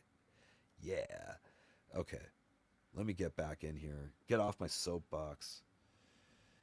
John Evans. Sorry, I've been talking so much, I'm getting a dry mouth. Oh, excuse me. Okay, John Evans. Totally lost trust in doctors and their industry. Yeah, I feel for them. Like I said, it's not a hatred towards the doctors. It's the system in general. It's the big pharma controlling the AMA, controlling these doctors, and really putting their backs to in a corner, you know, with how to treat people and what's really best for people or not. But not to say that these drugs that I've been bagging on, there's some people that are really out of shape, you know what I mean, where this might be their only hope to live a couple extra years. So it's not for everybody, but if you're actually physically able to do what I did, which was get off your fat ass and go back, hit the gym 4 or 5 times a week, you should. And maybe we don't need these drugs. I'm putting myself up as an experiment to see if I needed this statin or not. I'm going to let you guys know, and you can kind of make your own decisions on your health from there. Stoney Jackson, you have to advocate for your health. You do. I mean, I feel like when we were growing up, kids of the 80s and so forth, they really pushed a bad lifestyle all around. You know what I mean? Even from the late 70s, it was like, shit, maybe even going back to the 60s before I was born, when the CIA was pushing acid everywhere, and weed, and just drinking became drinking's always been in the mix, but it seemed like with commercials on TV, this Bud's for you, it's Miller time, just trying to constantly show that you're not having a good time unless there's alcohol involved. And you're taught that from like a really early age. And then for us kids who were young when these 80s bands were out, I mean, it looked like the most fun, best life you could possibly lead is drinking to excess and doing all these hard drugs and women, and it has its good times. I'm not going to say that it's never a good time, or like I'm a born again Christian, reformed, you know. I mean, it's okay, but there's certainly a dark side to it, and there's definitely a point that I've seen many, many times where people just get sucked into it and it just devours them after a while. Like, fortunately, like, yeah, I partied a lot. If you knew me, like, in the first, I've been in the band for 25 years, probably the first 15 years, I was definitely using, drinking, anything you can imagine, fun-wise, you know, I was doing it. But as I got older, as I got into my 40s, it just felt different. It felt dirtier. It felt, I was starting to see alcohol tear people up, and there was, you know, people that I knew were having health problems. People were starting to die, and you're like, damn, that's not something I want to have happen to me. And when I was home, I pretty much would just smoke. I didn't really drink much when I'm home. Like, alcohol's not my main thing, but for a lot of people in bands, alcohol is their main thing, and it sucks. I think alcohol and drugs obviously cause most people to lose their gigs, no matter how talented they were. And there's been some really talented people that have just become a mess from that. So, yep, you got to treat your body good. And one thing I learned, like the bands that we see that have never stopped touring, the Tom Kiefers, the whatever, actually, I don't even want to speak for him, but it seems to me these guys I meet don't do any of that stuff. Like, at best, maybe they have a glass of wine. You know what I mean? Like, they're not out partying. They're probably going right to bed. You know what I mean? They're older, obviously, too. But I'm at that point, too, where I don't feel like it wasn't a good time unless I stayed up till 6 in the morning or 8 in the morning partying. Like, no, like, I want to, my main focus is put on the best show possible, make sure that everybody's happy, right? Get paid, bring that money home safely, get home safely. Like, when I'm after the show and everything's said and done, I'm happy to be back in my room, and I'm just making sure I'm not leaving anything behind. I'm packing my stuff. Once you start partying, you lose shit. You forget to pack stuff up. It costs you. There are costs involved, for sure. Lee Ming, Jin, your mother knows you see her text. Okay, Gator VTL. With California having care for illegal aliens for free, doctors have no time to spend time with you, even though you may pay for the plan. So they just give you a blood test and a pill. Yeah, you're probably onto something there with that. It does seem like they're super busy. When you go in, they just have everybody they like line them up in like 8 rooms, and then just have that doctor come in and boom boom try. You could tell they try to keep that whole visit down to like, they're like, can I keep this under a minute? And they're getting paid probably pretty good. I don't know how much per patient like she pulls in, the doctor or whatever. I mean, it could be like, I don't know, what do you guys think? Like for a quick visit, like $300, $500 maybe, and she's like, counting it up, she might see 80 people that day. I don't know. But it's just the motivations of some of these medical people are questionable. I just canceled my doctor's appointment. Hell yeah. No, please don't cancel your doctor's appointment. I mean, I could use them to get some useful information. You know what I mean? Like, there's some things I had to get done. Just obviously my stents getting put in. I almost died. You know what I mean? I did avoid the doctor, but for the most part, and I really never got too sick. But definitely, if you get in your 40s and stuff, you should at least once get an echocardiogram and see what's going on in there. And if it looks good, yeah, I wouldn't even see another doctor. But your heart's probably the first thing that's going to take a shit, So I would say half of people are going to have some kind of issue.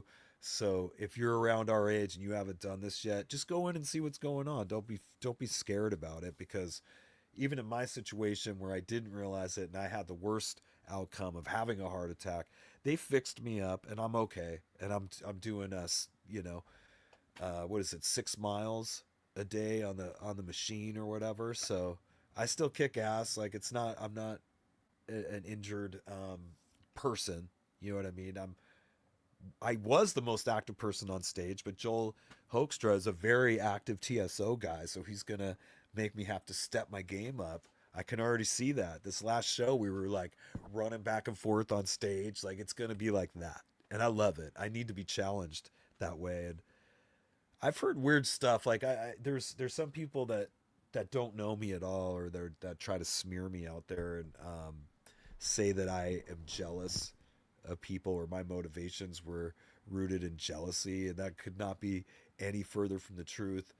People probably get tired of hearing me say this, but Stephen and Piercy and I, one thing that we have in common is we want all you guys to win all the time. We don't wish bad. There's very few people that he and I wish bad things for. Of course, there's a couple that we do, but 99.9% of you guys, we want you to get a promotion at your job. We want your business to get approved to go through and have great sales this year.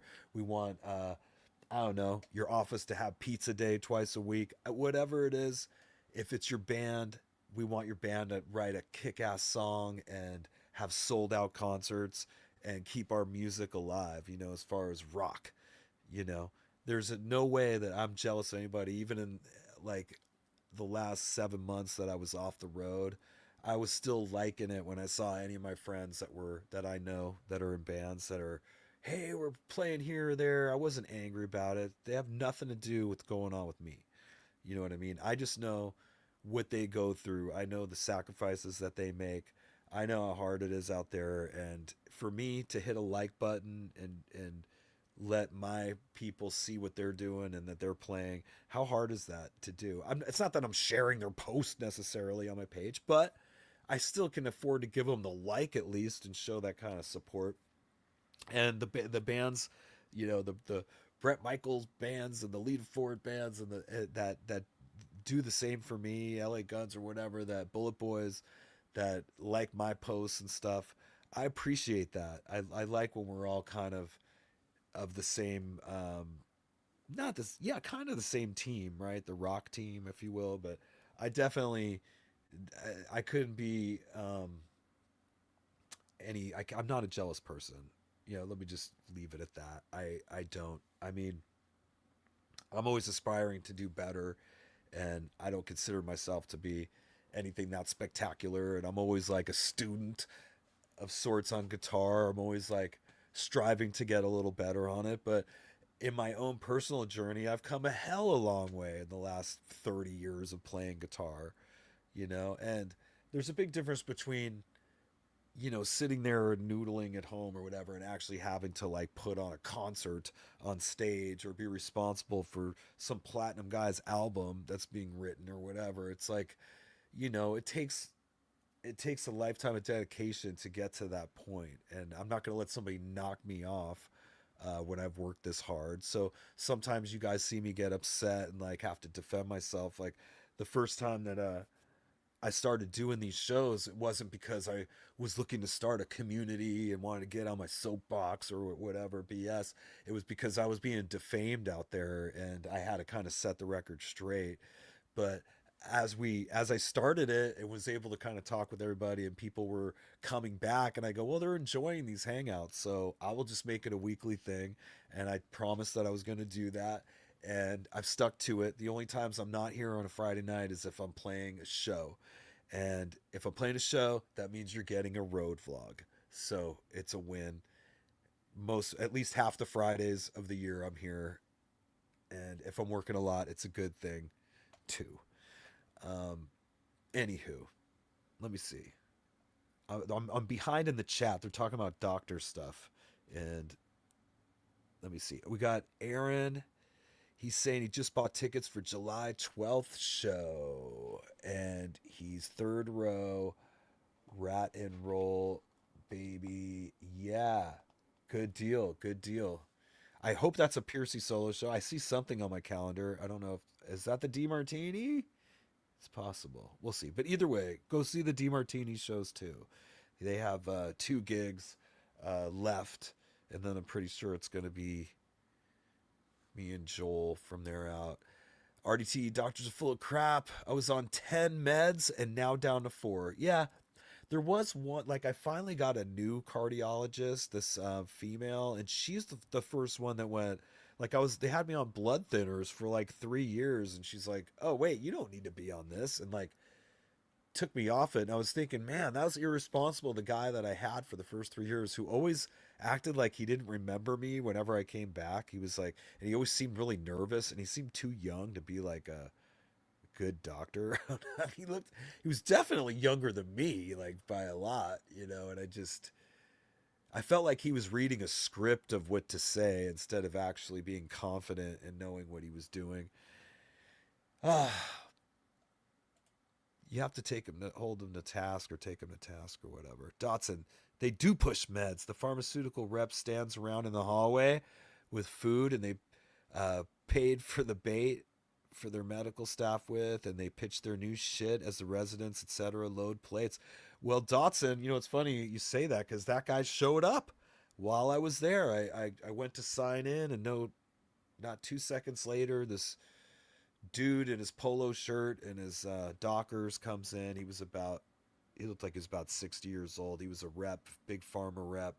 And man, he was pushing his samples onto the front. Did you need these? And, she was telling, we're stocked up on those. No, got this, got that. He's like, okay, well, look, at least take one. Just, you could see again, where it was this whole sales kind of thing where he's like starting here, making sure they have everything, downselling to making sure she at least takes one sample, so that he could do his job or whatever. But none of this seems like it's good for the people. It's good for big pharma. It's not good for the people. Susie, what's happening, girlfriend? Popping in to say hi, Eric. Killing it, my friend. Happy to have you here tonight. Thank you so much, and thank you for all the support on Facebook. Susan's always giving me likes and love on there and taking the time to write comments and things, and it means a lot to me. Thank you. Looming, I told you giving your children internet access was a bad idea, but did you listen to wise older brother? No. God. You have to listen to the wise older brother. Johnny Ponder, we are doing seafood cookout Sunday. Crab, lobster, and all that good stuff. Oh, man, that sounds awesome. Where are you at, Johnny? Are you like on the East Coast? Like, where are you getting all this good crab and lobster and all that stuff? We do have a we have farmers market here, and then we have like a sailors thing or whatever, where the fishermen's market that they kind of do here at the harbor. But damn, they charge a lot for that. Like you could find some of that same fish in the supermarket for like half of what they're. I thought it was the other way around. I thought if you come here where you're by the docks, they give you it for like half. No, it's more than it would be getting it in the grocery store because they consider it to be really fresh or whatever. I don't get it. Okay, I read that one. How did I lose 30 pounds? It was going to the gym. We have a gym here in the building, and I've stuck to one machine because I can't go through and do all that. And I'm not looking to like get too big. I wasn't looking to like do weight lifting or anything. It's that elliptical machine. I forgot the name of it, but you basically have the things like this, and then you're pedaling. And I picked the fat burner one, and it's got these like peaks and stuff that it does, so you're getting that resistance. And I did it every day. I know for the first couple months I was really like I just needed a change in my life, and I had a lot of fire inside of me. I don't want to say anger, but kind of, you know what I mean. It's not healthy. It's not healthy to bottle up all that negative stuff. And working out, as much as I'm not a jocko guy at all, please don't confuse me be that. I was so bad at sports. So bad. But exercising is a good way to kind of alleviate some of that, and it did help me to keep a healthy mind and stay positive. And the results are great, as far as like not just feeling better about yourself in general, starting to see not being the fat guy anymore or people not being able to say that about you anymore is kind of cool. But it was really just that thing. It's an hour. I do an hour on it. That's how long that workout is. I didn't choose that, but the fat burner workout's about an hour. It was tough for about the first week, like just getting through the first 30 minutes of it. But I kind of also felt like once I hit that 30-minute mark, I was kind of warmed up. That's when the sweat starts to come out. I don't even sweat till probably 30 minutes into it. And then I get a little bit, used to be a lot. Now I don't even really sweat that much through it. I've gotten used to doing this. But I eat pretty much the same. But if I can keep up doing that machine, like I said, 4 or 5 times a week, I can stay around this weight that I've been. If I ate a little better, it would probably be even less. Like if I had cut bread out or something completely, I'd probably be even 5 pounds less. Doing what they tell you, like, oh, you need to go walk 3 miles or 5 miles. That didn't work for me. I don't know if it's because it's so flat around here, but I really wasn't losing any weight. I didn't feel like it was doing anything for me just walking. Like this was a game changer, actually going over to that gym. So that's how I did it. Dotson.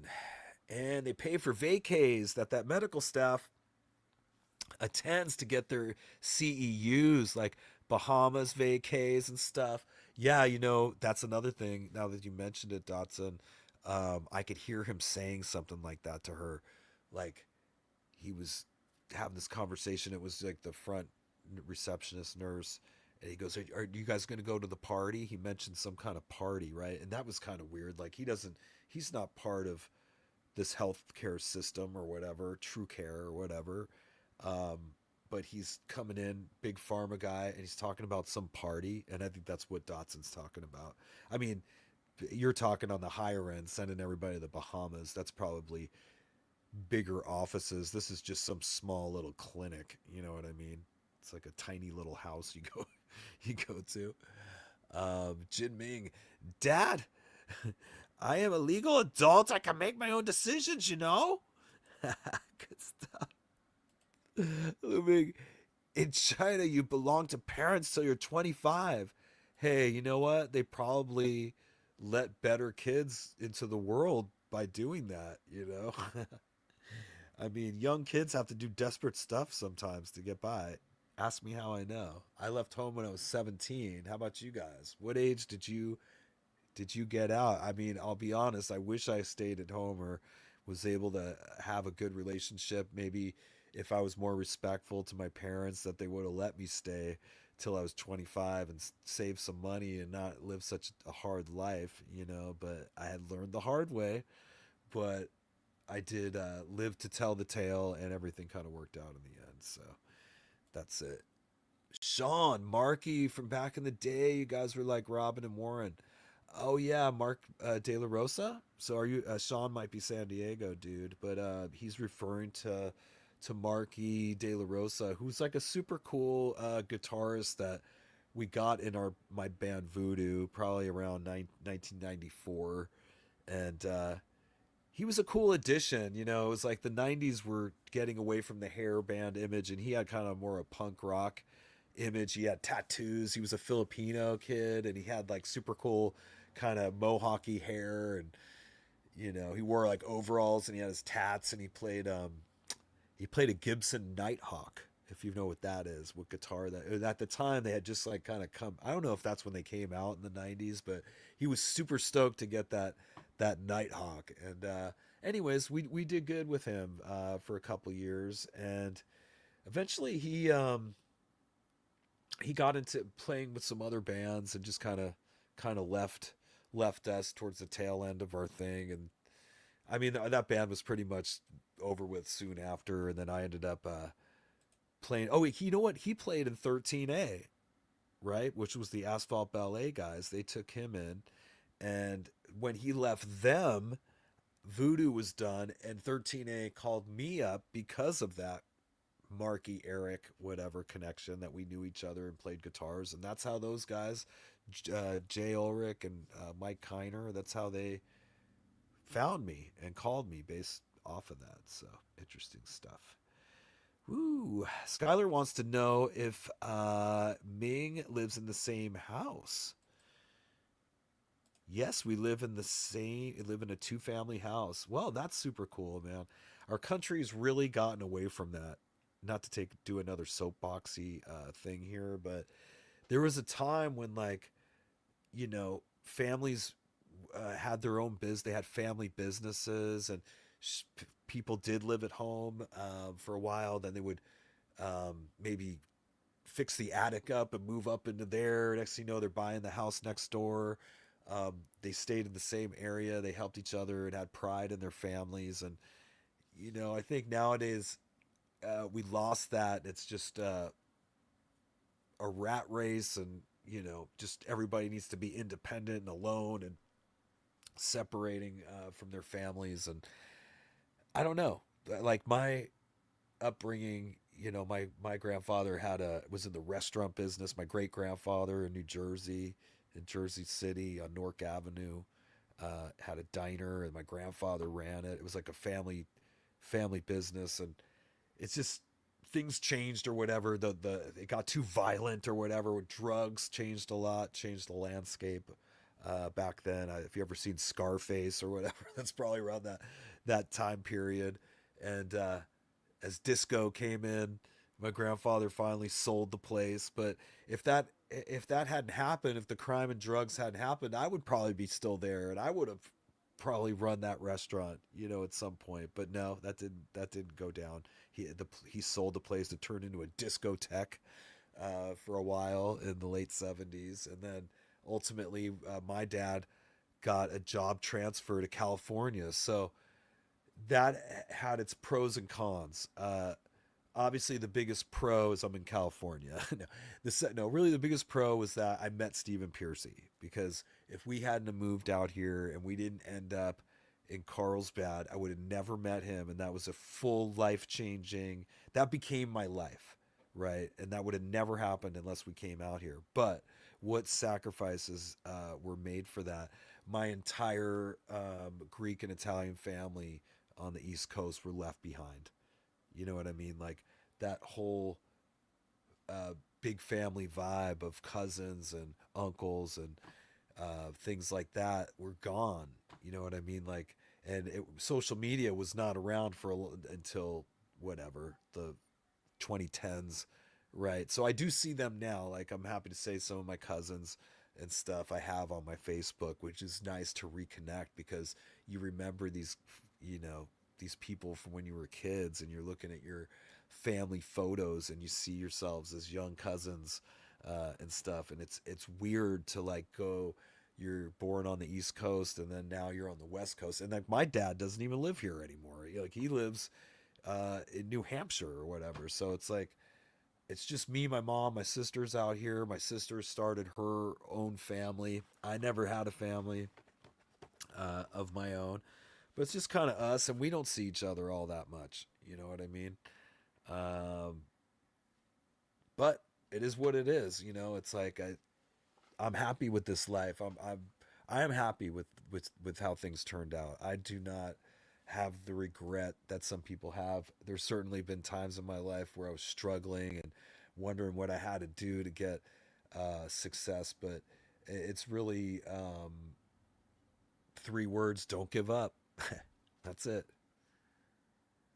Let's see. Eric, you hold the line. You're a great guy. Thank you, sir. John Evans, you're a great package detective, Eric. Oh, you liked my package? Yeah, you know I'm wearing those. I'm wearing the cargos that I recovered. Oh my god, how embarrassing. Sometimes I really do overreact. I don't know if you guys were around last week where I told that story, but the short version of the story is Levi's, who I've been ordering stuff for a long time. I've been living here at this beach place for like 4 years. They've totally sent me all kinds of orders. I know for a fact that my billing and shipping's the same. It has not changed on their website. Well, I put an order in on a couple pairs of cargos, and the On Track delivers them. On Track is kind of, they've had their issues with deliveries. They're not necessarily professional delivery people. They're just basically anybody with a car that wants to like get a job really quick. They'll let you like deliver these packages, and sometimes they screw up the deliveries or steal them, or you know, I've been a victim of that stuff before, and I assumed that's what was happening because when it said my stuff was delivered, I open the door, nothing's there. You look at your phone, you look for that picture, right? The picture of the proof of delivery. And it was not my house, it was another house. And I had my suspicions, but anywho, I have Levi's. I contact them. They're like, we'll send you out another package. But unfortunately, one of those cargoes we're sold out of. So we'll have to give you a refund on one and we'll send you there. Now I'm mad, you know what I mean, that I'll never get those again. So that made it more of a personal, you know, issue. Anyways, when they go to send it again, I was thinking, is it possible this guy will steal the order again, right? Well, again, I open the door and nothing's there, and I'm like, what? And I look at the phone, and to me, it looked like the exact same photo with the exact same drop-off time from the first order I didn't get. And now I'm like certain that this guy's just a dumb driver that thought he's gonna rip me off and blah blah. Man, did I take it too far. I had made a police report. I like went down to the On Track place, and like I was gonna totally like confront this driver like down in the morning when they pick up their stuff. I almost took a job doing that, and so that's why I knew where their warehouse was and stuff. So anyways, long story short, it was totally not the On Track driver's fault at all. He delivered exactly where it said it was. Levi's, some crazy person at Levi's just put in an address that happened to be like a mile down from my house, a mile down the same street. And I don't know how that occurs. Maybe, you know, obviously Levi's, huge company. He switched, something happened, but I don't even know how their manifest would divvy out this address it did. I mean, it was not even close to mine except for the main street part, the street name part. But I had noticed when On Track was asking, well, is this your address? And it would flash this address. And the first time this happened, I go, no, it's not. They're, oh, we'll talk to Levi's then. I was like, okay. But when it flashed it, I took a screenshot. And this time I go, okay, this is close enough that I'm going to go down and investigate. And so I walk down there, and now I'm in my mind thinking, man, did these people steal my shit? So now I'm getting ready to like deal with that confrontation. Turns out it's like a rental place. I end up doing the smart move, which was leave a note, kind of briefly explaining what happened. And long story short, the next day the cleaning crew called me up and they had all the orders. Can you believe it? They had the original two and the replacement order, and the packages were opened, but they were not, like, the tags were still on the pants. And I actually freaking recovered everything, but I don't even know if I would have ever recovered it had I not actually done the footwork and like actually beat on doors and stuff like that to get it. But of course, immediately I felt stupid for getting the police involved. You know what I mean? So I like wrote back to the Oceanside Police Department. I emailed them because I made the original report online anyway. They probably don't even look at that shit. Like, do you think they care about a $150 misplaced package? They don't. I really doubt. He probably didn't even see the first report and probably didn't see that I even emailed the thing saying to call off the dogs. Anyways, that's what he's talking about. That's the package thing he's talking about. Lu Ming, May on her iPad on recliner, Jen and Lee on couch. I'm in a kitchen counter. Good stuff. Well, I'm happy that the whole family's watching the show tonight, and I want to personally thank you all for coming to the Fright Bites. You've been a great addition to the show with your humor, and I hope you continue to show up. Anyways, I have to charge my phone, but I'll be back on the couch soon. Yeah. Do you have the pictures, dude? Oh, you were asking about, was that the pictures from when we were talking about the Janie Lane thing? Let me see if I know I probably do have that somewhere, and I think, you know where I might have it? I'm going to look this. I feel like Neely and I at some point passed it on to each other, and I'm going to see if it shows up. Oh, this might take too long. You know what? I'll look for it and try to post it on my social media. I think it's going to take...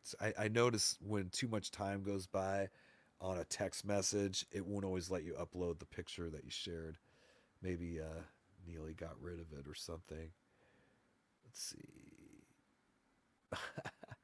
I love how Li Ming's family's all like conversing with each other through the chat room, even though they're in the same house. Skylar's saying, hit that like button for Erik, man. Yeah.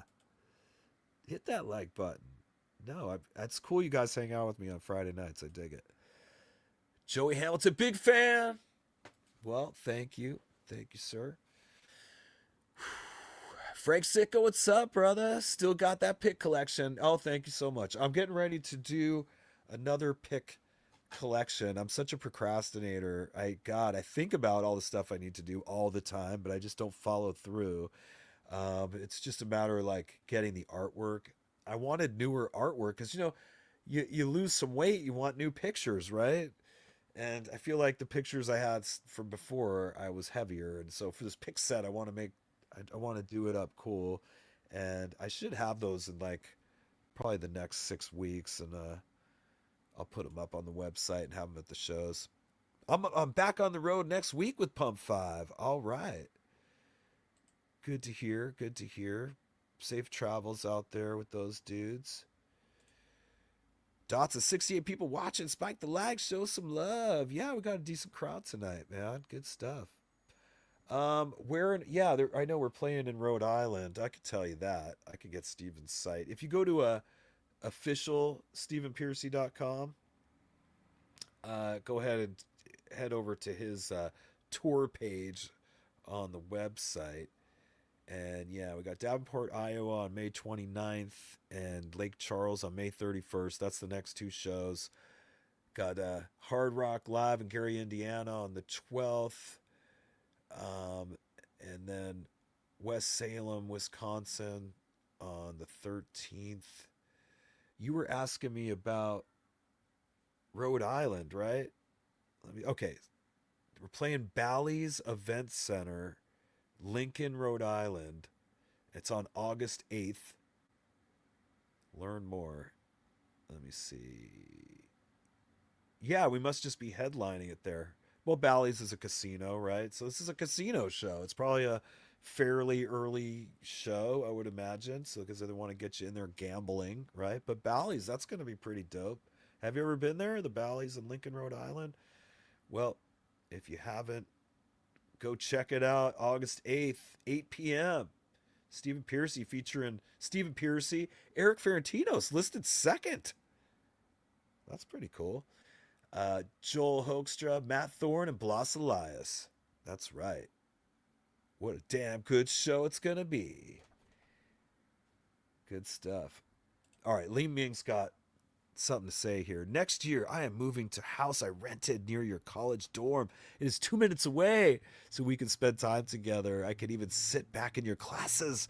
Make sure you're doing the right thing, and I meet your friends. Oh, man, that's crazy. I could tell you a quick funny story involving my mom. My mom went back to school when I was a teenager, and she got a degree in sociology, and she went on to teach at Palomar College in North County, San Diego here. And I think she enjoyed it. She kind of want to say she did it for like a decade, taught sociology. That's where she met my stepdad early on, 40 years ago or whatever. He'd recently passed away. But anyways, my mom had a weird student in her going to her class or whatever. He was an older guy. She said that he was like old and that he was super weird and strange and made her feel uncomfortable. And this is again before social media. This was probably in the 90s or something. And she asked me if I would come to the college, to Palomar, if I would like come hang out, because she just had a bad feeling that this guy was going to do something to her or hurt her. Like he had, I guess what did it for her was he left a note about his grade and he called her Lady B, which my mom's name's Andrea, so it's like I think that was short for bitch, or that's how we took it, you know. He's like, we need to discuss my grade. It's a matter of your life and death or something, right? And my mom was just a wreck over it, you know. She's just thinking for sure he's her. And I was like, oh, hell yeah, I'll come there. And so I show up to this classroom, and, you know, I'm always like trying to get pumped up. And it's like the kids in the class, they know I'm not supposed to be there, and they're looking at me, and they can tell I just like something bad. It was like a bad vibe. And I kind of knew what she described him to look like, and he wasn't there when I showed up to the classroom. But my mom started to teach, and you could just her voice was cracking. You could see like sense how nervous she was, and I was just like, I'm gonna beat this dude's ass for saying whatever he said to my mom. And then right when he like walked in the door, I saw it was an older guy. Whoever it was gonna get a takedown by me. It didn't matter, but it just so happened that the guy was, he wasn't really that big of a threat. He was taller than me. He was probably like, you know, 6'3" or something, but he looked to be, I don't know, if I was to guess looking back, he was probably in his like 60s or something like that. And I just remember I was like, I grabbed him, I'm like, what'd you say about my mom? I just like pushed him right out the door. But my mom actually did have like other staff that were all kind of hiding out. Like all of a sudden it was like, there he is, like all these other people rushed. She was just making sure she had plenty of backup. But it's like, if you're gonna call me, you better, like, that's all you probably would have needed, you know. But it was good that for that guy's sake they had those other people there, because like it didn't matter who it was, he was gonna get taken out. But when you said sitting back in your son's class or whatever, just I kind of flashed back to that day. It's kind of interesting. Kevin Smith, he's requesting a DL Army dude. I can do that. Oh my God, it's the wrong one. There you go. Hell yeah, man. Hey, I know you didn't ask for it, but I can give you some bongos.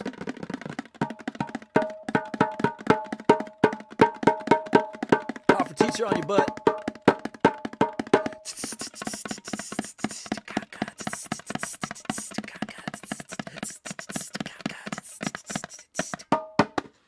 Yeah. I'll play hot for teacher on anybody's butt if they ask nicely. Okay, let me get back in here. Man, I'm way behind on all this. Yeah.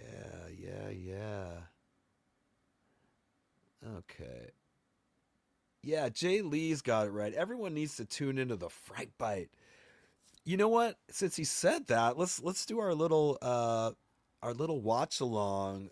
Curse of the Merman. And as I told you guys, for the channel, the actual channel subscribers, thank you so much. And again, I sincerely apologize that I haven't put anything up. It really fell back on that I had been out of work for 7 months. Like now that we're going to be playing again, I could find more cool special little stuff to kind of put in, members only kind of thing. But the first members only thing I'm going to do is a full making of the Curse of the Merman. So if you're a fan of Dahlia Dark, you're going to get to see behind the scenes of her and I making this funny little fun movie thing here. So let's kind of get into some of this. This is the first thing I did. This is how Edgar Merman escaped the lab. I had to kind of do this.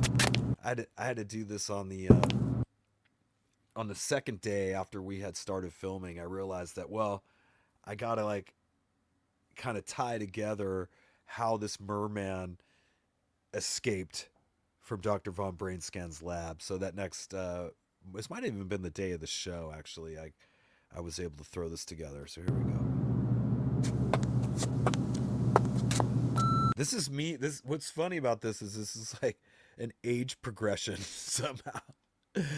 This is what I'm going to look like when I'm 70.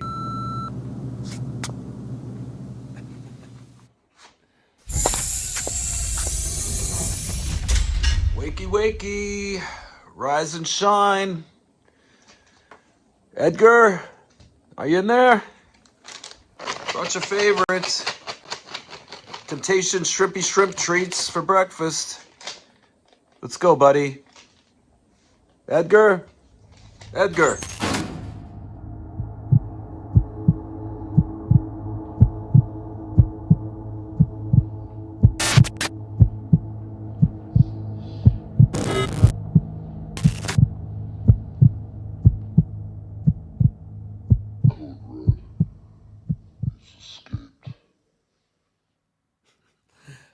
So the funny thing about that little clip, like in my mind, I'm all, oh, perfect, and I'll film this and I'll do the old Scooby-Doo, right? I'm like, Edgar Merman pulled a Scooby-Doo and he used a mask to trick Dr. Von Brainscan. And he would come into the cell and kind of like escape from Alcatraz. If you ever seen Clint Eastwood Escape from Alcatraz, they do a similar, actually in real life, that's how the guys escaped, by putting a dummy and the guards didn't realize it. But it was that was the inspiration, I guess, for the idea.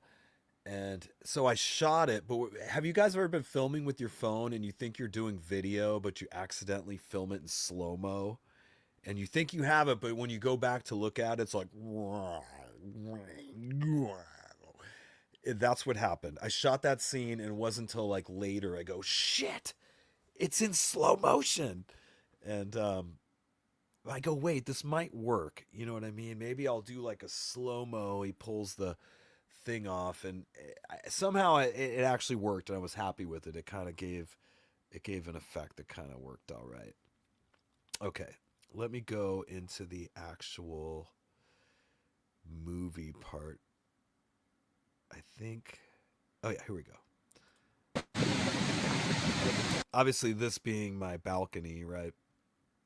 But we thought since Dr. Von Brainscan said that the merman probably took the same current as the midget that ended up here at the beach, we figured why not start the episode here on my balcony with some binoculars, which I do have binoculars here to look at stuff, interesting stuff going on at the beach. Count! Look! It's our catch of the day. Is it really him? Is it the mermidget? Oh, it's definitely him, Count. Come on, let's hit the beach. Oh, hell no. Wait, you're not coming with me? I have a better idea. How about we use you as mermidget bait, and you do a little sexy times, get him to follow you back to the beach, and then I'll help can that tuna. But Count, my laser eyes are for the turf, not the surf. She came up with that line, by the way. Like, that's one thing I love about Dahlia. Like, she contributes like stuff. I'll sit here with her and like I'll go, we need fish jokes. Come on. And like, well, we like go through like all these possible stuff with whatever scales, catch of the day. You know, obviously some of them were played out, but we were quickly trying to write a comedy script for this. Like, we had the green screen set up. We had like our costumes and props, so we had no idea what we were gonna say or whatever. But she definitely threw like at least, I don't even know exactly, a good 4 or 5 lines that she put in. And even after, there was a few shots that she had to do at home. Like, I forgot to get a shot of her laying down after the merman drops her on the ground, and she had to film that at home. And she actually threw in a couple extra lines that tied off the show at the end. And she did that on her own. I didn't even ask her to, but thankfully she did. Anyway. You'll be fine. He's just a mermidget.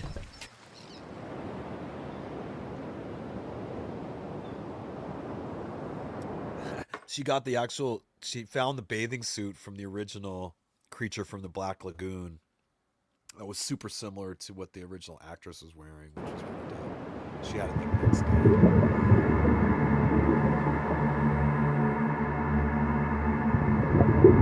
A little like insight on this merman mask. Okay, there's no like breathing holes in the thing. And it's like, it has 2 like small slits around where the eyes are, so you could kind of see through these little slits, but you could like barely see out of it. And this thing was like a death trap, this mask.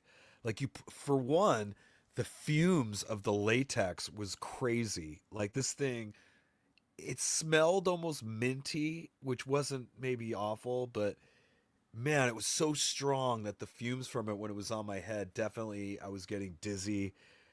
I felt like in those mafia movies when somebody comes up from behind and throws a bag over their head. Like, I seriously couldn't breathe. I had to do like very limited shots with this mask on. I was trying to think of how a kid would trick or treat with something like that.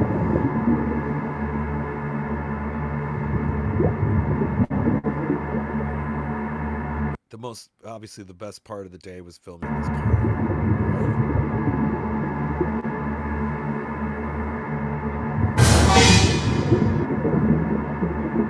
Actually, the leg grab was an afterthought. Like, we have her mannequin here, that's her stunt double, and I was like, oh, I'll grab the mannequin. I had the mannequin's leg, so I was able to do like that was a shot I had to do the second day where the merman, I had to go, well, what's the story with him getting her back to the beach? And we didn't shoot that much water stuff to make it work.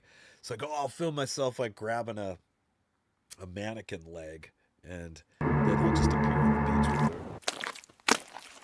her. So like, that was another thing. Like, I had to carry her wearing that mask, and man, that was a rough one. That ain't no mermidget. That's a merman. That ain't no mermidget. Damn. Oh yeah. You can hear Suck Two Necks song going on in the background. Fortunately, I did not get dinged for that. I thought that for sure that Sublime, that the algorithms would recognize the music as being Sublime or whatever, and I'd have to split the revenue with them or whatever, but for some reason it didn't pick it up, thankfully. Get my leg. Dahlia is giving me a titty twister. I think I'm funny, dude. I'm sorry. Like, some of this stuff looks just as funny as a lot of the shit that I see on TikTok and all that. Now, I do realize there's millions of people trying to be funny doing stuff like that, and I agree, and it's going to be tough. But if I stay on this trajectory and develop Dahlia and the Count, this might happen, you guys. I could see this like taken off. It's just going to be, we're just like writing that one bit that kind of goes viral, but I feel it. I'm squeezing my head. Dahlia, he's got me on the neck. Dahlia, squinching my head. Gosh damn it, Edgar, just make it easy on yourself and come with us. That's the best thing, obviously we live in like a condo, right? And you can imagine like I'm yelling like pretty loud. And like you think of what the neighbors are thinking when they're hearing all this like, oh yeah, it's screaming and all these fight scenes going on, like. But here's the thing. I think it hasn't been an issue because I live here at the beach. There's crazy people like around outside, homeless people with like mental disorders and stuff like that you'll hear like yelling and cussing and screaming, walking down the street at all hours. And so I think when they hear this stuff, they just assume it's like a crazy person outside. They don't realize it's me. Hopefully, but I've never had like a complaint or security come, but it's just when you think about what it must sound like down the hallway. Oh great, now he's getting away. Sucked on a neck till the day she died. Wait, I have an idea. Take a big hit, that's a good sense of media. I'll reel him in. That's my cat's fishing pole for my cat.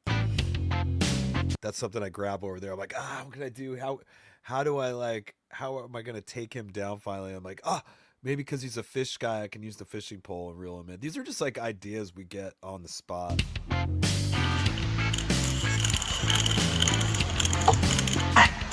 God damn it. He must weigh like 400 pounds. God. This was also the debut of Count wearing Western wear, which actually I don't even know if I could have worn this shirt for anything else, but man, it worked out for the Count. It's just like that, his black and red that kind of matches his whole vibe at his house and stuff. So I think I'm going to change it up. I was telling Dahlia that I didn't want to get trapped in that Pee Wee Herman conundrum where, you've never seen Pee Wee Herman pretty much not wearing the Pee Wee suit. I mean, you see him in the Cheech and Chong movie wearing a bellhop thing, and God, I might have seen him. No, you know what? He has done a couple things where I think he's wearing a Hawaiian shirt. He was in a drug movie with Johnny Depp, right, or something. But for the most part, most of us have only seen Pee Wee Herman wearing that gray suit for his whole life, and I just felt like, even though the Count wears a suit, I feel like Dahlia's made fashion part of her thing. Jerome Loves Disney knows that. He's her fashion consultant. But like, I like the idea of that would be like fashionable vampires that are like wearing kind of cool. I mean, of course, like funny outfits, but different. I don't want to wear the same thing. I got them. Get back here, Edgar. Make it easy on yourself and just go back with us to the lab. Hey, that hurt. Now I'm gonna have to mess you up. Edgar, stop! I'm like, are the neighbors going to call the cops at some point because they think that someone's being killed by a giant merman? Dahlia, wake up! Dahlia, wake up! Wake up! Count! Time to tip the scales in our favor. Scales. Fish scales. Definitely a big fish in a small pond. Her hair looks really good there. Hit them with the laser eyes. Laser eyes. Hey, hold up. Can we talk about this? Oh man, this was a bad idea. Okay, truce. I'll go back with you guys to the lab. Goddamn right. Look, I don't think you guys understand what it's like to be stuck inside Dr. Von Brainscan's laboratory all day, every day, 7 days a week. I'm up to my gills with Dr. Von Brainscan bumbling the mermaid project. He's up to his gills. Oh, Count. He just wants a girlfriend. If I don't hook up soon, Hook up. Another fish joke. I'm gonna lose my mind. But whatevs, let's head back. Oh, don't bum out, Edgar. There's plenty of fish in the sea. That's easy for you to say. You host the Fright Bite with the super sexy Dahlia Dark. Goddamn right about that. Count, thanks for saving me. You are Jocelyn. I'm Jawsome. She came up with that one too. Jawsome, and she comes up with this last joke. It's I love it because it's so dumb. It doesn't even make sense, but it does. Hey, Count, what do sharks have on their toast? Marmalade. Good one. Anyways, yeah. Where's my media? I'll clap on your guys' behalf. But I want to do more stuff like that. I mean,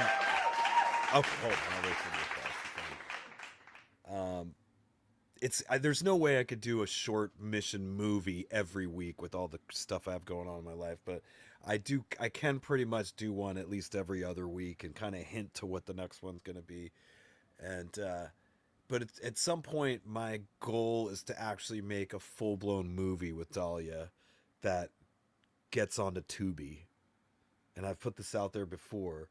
I think at some point we'll probably take like a month off from the show just to specifically work on it. And that'll be, down the road or whatever. We still got half the year to go where we're going to be fright biting with you guys every Tuesday night. Whew. Li Ming, carry on my wayward son. There'll be peace when you are gone. Yeah. Whew. Stony Jackson, Jay Lee, I'm hanging in there. Thanks. Yep, everybody giving their healing powers to Stony Jackson. Jay Lee saying, great movie. M. Night is an awesome director. Yeah, Old. The movie Old is kind of gives you an idea of how Big Pharma really thinks. So T-Cuz, what's happening, man? 175, no effing way that's overweight. I'm 5'11", 180, 185, lift and run regularly. Went from 205, that's overweight, to 160 before a neck fusion surgery in February 2005.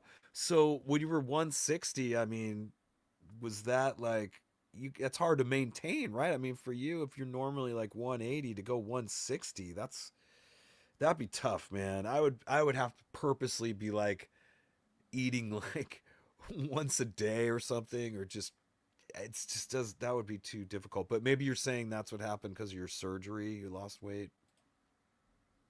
Jeff Allen's in the house, y'all. What's happening, Jeff? Good to see you, buddy. Yeah, Tika says stop the bread, the pasta, the wheat-based carbs, potatoes and rice for the win. Yep, I'm with you. I gotta stop with the bread. I hate it. I'm like Metallica bread fan. Anyways, did you like touring with Vixen? Frank wants to know. Oh my God, yeah. The Vixen girls are just fun people. Obviously, you're talking also another Rosa. Rosa is singing for Vixen now, and she is a singer on the TSO tour as well. She's of course fantastic, and Britt's a great guitarist. Julia, bass player, of course, Richie Kotzen's lady, and she's phenomenal and talented, and I enjoy watching them do stuff together too as a couple. Recently, they had some video where they were playing with Bruce Dickinson of Iron Maiden. They were doing like Iron Maiden songs, and Bruce Dickinson was there. I mean, how cool is that? No, the Vixen girls know how to have like Cyndi Lauper. Girls just want to have fun. These girls know how to have fun, and Vixen has seemingly always been like that. I just feel like Roxy always picks the right girls to be in the band, that have the right vibe. Snoop Von Poops here, everybody. What up, brother Eric? What's happening, Snoop? Head over to Snoop Von Poop's channel, y'all. He does interviews and cool stuff. If you like the Guru, it's, similar things. And, of course, Metal Sludge people would appreciate Snoop. Go over and give him a sub, give him a like. Yeah. Li Ming, Jin, can you do guitar again, but do Free Falling by Tom Petty? Now I'm free falling. Yeah, good stuff. Man, we got robbed when Tom Petty died, man. He has so many. I mean, he did leave like a hell of a catalog of hits. Ooh. Do you still do a project with Asphalt Ballet? Um, we do loosely do stuff. The song that's on the Unleashed show is like us playing together. The song's old; it's from the '90s, but yeah, we tried to get together and do some music. I want to say might have been like 4 years ago. We just had some holdups. It was taking a while, and we got to get back to it. I always wanted to finish our little EP that we were gonna do. Mike Kiner and Jay and myself. Like Jay sings that "Walking with the Dead" little intro. I'm singing on it too. I'm the guy going "Walking with the Dead." I'm doing the answer backs or whatever. But I would like to do some stuff. Those two guys are playing. Those two guys have a show. They're just going under Julius Ulrich is how they're billing it, and they're playing a show at the holding company coming up here. So check out Julius Ulrich's page, Facebook or whatever for info on that. Chloe, we're going to be at the August 28th show in Orlando. Hubby's excited to see stephenpearcy. Well, that's awesome. I believe that's Piercy D. Martini's show, so you'll probably be seeing one of the last shows, D. Martini, which so that'll be very special for you and your husband. I hope you have an amazing time at it. Right. Let's see. T-Cuz. Warren learned that stage move stuff from his buddy Jake. Jake is effing awesome. He did steps in his pre-LA San Diego bands. Yeah, like like I'm watching that Rat concert in 1985, and they were all doing the scooch pooch together, man. Like there's a Rat move that they kind of did. It was like where they would kind of like scooch pooch over. It was like a scooch into the next spot, scooch to the next spot. And I swear, at one point, I saw Warren moonwalking. One thing that I saw that I didn't during Warren's guitar solo, he actually did tap for a minute. Joel and I were talking about that because like Joel's one of those tapping kings, man. He's like a multi-hoekstra. He's like a multi-fingered guitar tapping guy. And at some point, I was laying down the basics of Rat, you know, not that he needed to be told that, but one of the things that Stevens mentioned is that they really didn't tap on any of the solos on the records for much. A few songs he might have done some harmonic kind of things, but you don't hear too much tapping. But when I was watching that concert last night, he did tap at part of his guitar solo, which is interesting. So that means Joel can do it too if he wants, I guess. But yeah, Jake had some of the coolest moves, and I know obviously him and Warren were friends, and he was studying that.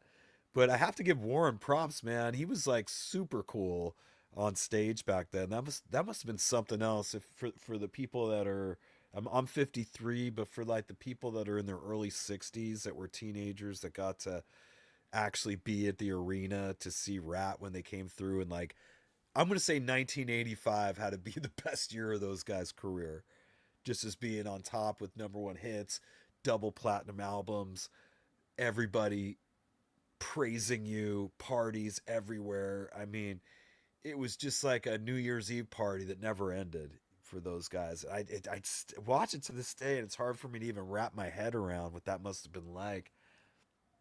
And how cool Steven is that he's still out there, man. He's going to be 70.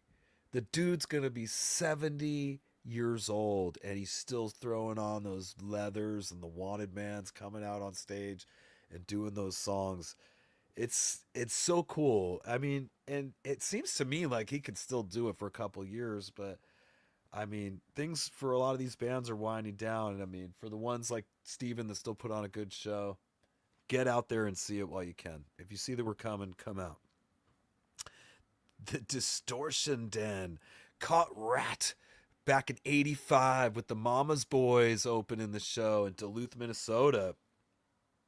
Way cool, man. How you must have been young, right, at the time seeing that? Were you a teenager? How was the show? Do you have any memories from the actual show itself? Frank Sicko saw Rat on the Dancing Undercover tour. Robin Crosby and Poison in Springfield, Massachusetts. Nice. I've seen Rat and Poison, but it was in like 2007. Like it was way later, but yet 20 years ago, man. That's something I'm freaking out on where I'm like going, shit. I posted a picture of myself today from 2007. I was like, I did the math on it. And I'm like, dude, this picture's almost 20 years old. And I'm like, oh, fuck. You can't let like too much time go by without accomplishing some of your goals, because you're not going to keep getting 20 years to like, I mean, life is Groundhog's Day, like the Bill Murray movie in a lot of ways, but you really only do get so many years to like not be an elderly person, and actually go chase your dreams and, get some progress under your feet. And I went, wow, 20 years. I mean, you could grow an entire human in that time. You know what I mean? That's ready to take on the world. Like that's 20 years. But there it was. I posted this picture, and I really don't think about the day to days. There's plenty of days where I didn't really do shit. You know what I mean? I just thought about things. I didn't really. But that's part of it. You have to like kind of dream. You have to dream that dream, and then on some days, and then the other days, you have to actually make that dream come true and put in the work. Jeff Allen, I joined here late and now I can't stop watching and listening. Very interesting stuff. Well, yeah, Jeff. I've known Jeff for a long time, you guys. Jeff is a very good dude. And he's a big Rat fan. And he's been coming to see me play. You're in Minnesota, right? He's been coming to see me play for years. So welcome him on in. Jay Lee, what up, T-Cuz? Hail and kill. Yeah. Jeff Allen, seen Rat every tour they played in Milwaukee and Chicago areas, and the solo tours. June 13th, gotta drive 3 to 4 hours and well worth it. Rat has been number one. Yeah, he didn't. Jeff was gonna come out. Your daughter, something happened to your daughter last time, right? You couldn't come out. That sucks. Rat and Roll, Jeff Allen, Skojo, and Skojo's my buddy, and you guys got to catch him in the Kerrville videos, and you'll see Scott again. Pool time with Ron in the house. Happy Memorial Day weekend, everyone. Hey, Eric. Hey, Pool Time. Another buddy who's got a YouTube channel. Head over to Pool Time with Ron and go check him out. Give him a like. Johnny Ponder, do you watch other podcasts? The Guru and Stevie were pretty cool the other night. I will watch it. I'll watch it. I've been busy. I was super busy with the Fright Bite, and I just didn't get to see their show, but I do want to see it. I think they're a great combo, those two guys. And Stevie has, definitely has been instrumental in multiple podcasters getting what I call it the golden bump. I say golden because I think of Stevie as from the late 80s, the tough era with the golden hair, whatever. But it's like Stevie's golden bump that he's given to some people who abused it, you know what I mean? But as far as the Guru, somebody he definitely put his stamp on and is doing great. He's, Anthony's up to like 15,000, I think, subscribers, and he's one of the hardest working guys. I mean, his preparation he puts into his interviews and getting some really interesting people in there that we haven't heard from for a long time. And of course, those interviews do the best. But just podcasting in general, it's hard. There's so much stuff to watch and check out that it's hard to compete with it and hard to have time to watch everybody's podcast. But I'm glad you guys are digging it. As I said, those guys promote our genre of music that I do and make a living off of. So I wish them the best. As I said, if you're watching it and they got you glued to their show and whatever, when it's over, head over and watch the Fright Bite. Watch it all, man. Support all of us, please. Johnny Ponder, we are going to a crawfish boil on Sunday. Happy Memorial Day. That's awesome. Okay, so it's a crawfish broil. That's so cool, man. I love that kind of stuff so much more than like going to a restaurant, and not to down the restaurant thing. There's a time and a place, right? Especially if your company's paying for it or whatever. But for the individual that has to pay for these things, man, going to a restaurant has just outpriced itself at this point. And I personally, I'm like I said, I'm a hood rat. I'm old school. I'm like the backyard party guy. Like I much prefer to be at somebody's house doing just that, a barbecue, a crawfish broil, whatever. That kind of stuff's so much more my scene and laid back and more sensible and economical. And everybody can bring some alcohol, bring a little dessert, bring some food, kind of potluck it, whatever. And those times are the best because you're with all your friends. You're not in like a restaurant with a bunch of strangers and not being seated where you wanted or getting the service you wanted. It's just a better vibe. That's, I mean, I don't know. That's my preference. Um, Ross Wilson, how you doing, buddy? Why doesn't Piercy play Dance anymore? I love that song. I'm gonna go with It's Too Hard to Sing. I mean, just the honest thing. Like, try to sing that song. It's crazy up there. Like, for we could do the. We've talked about it, and I know the band could do the dance, dance, dance. I know we could like hit those notes, right? But when you start, the verse is even higher than that.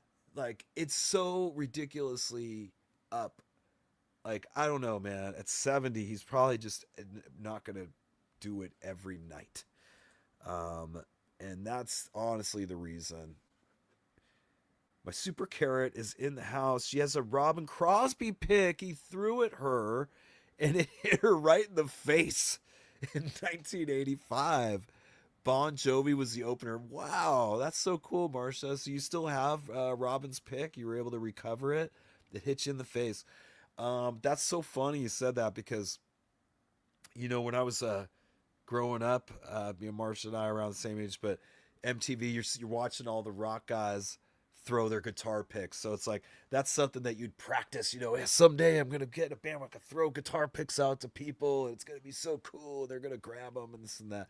Well, the reality of it is nobody's ever able to catch the damn guitar pick. Whenever, no matter what, anytime I throw a pick, they get, oh, it's like the older the crowd, the worse they are at it. Like it's like everybody my age is blind, and I'll throw the thing, and 9 times out of 10, it'll totally hit the person right in the face. It's like, bonk, and then falls off, or I'll throw it, it ends up in that space between the stage and them.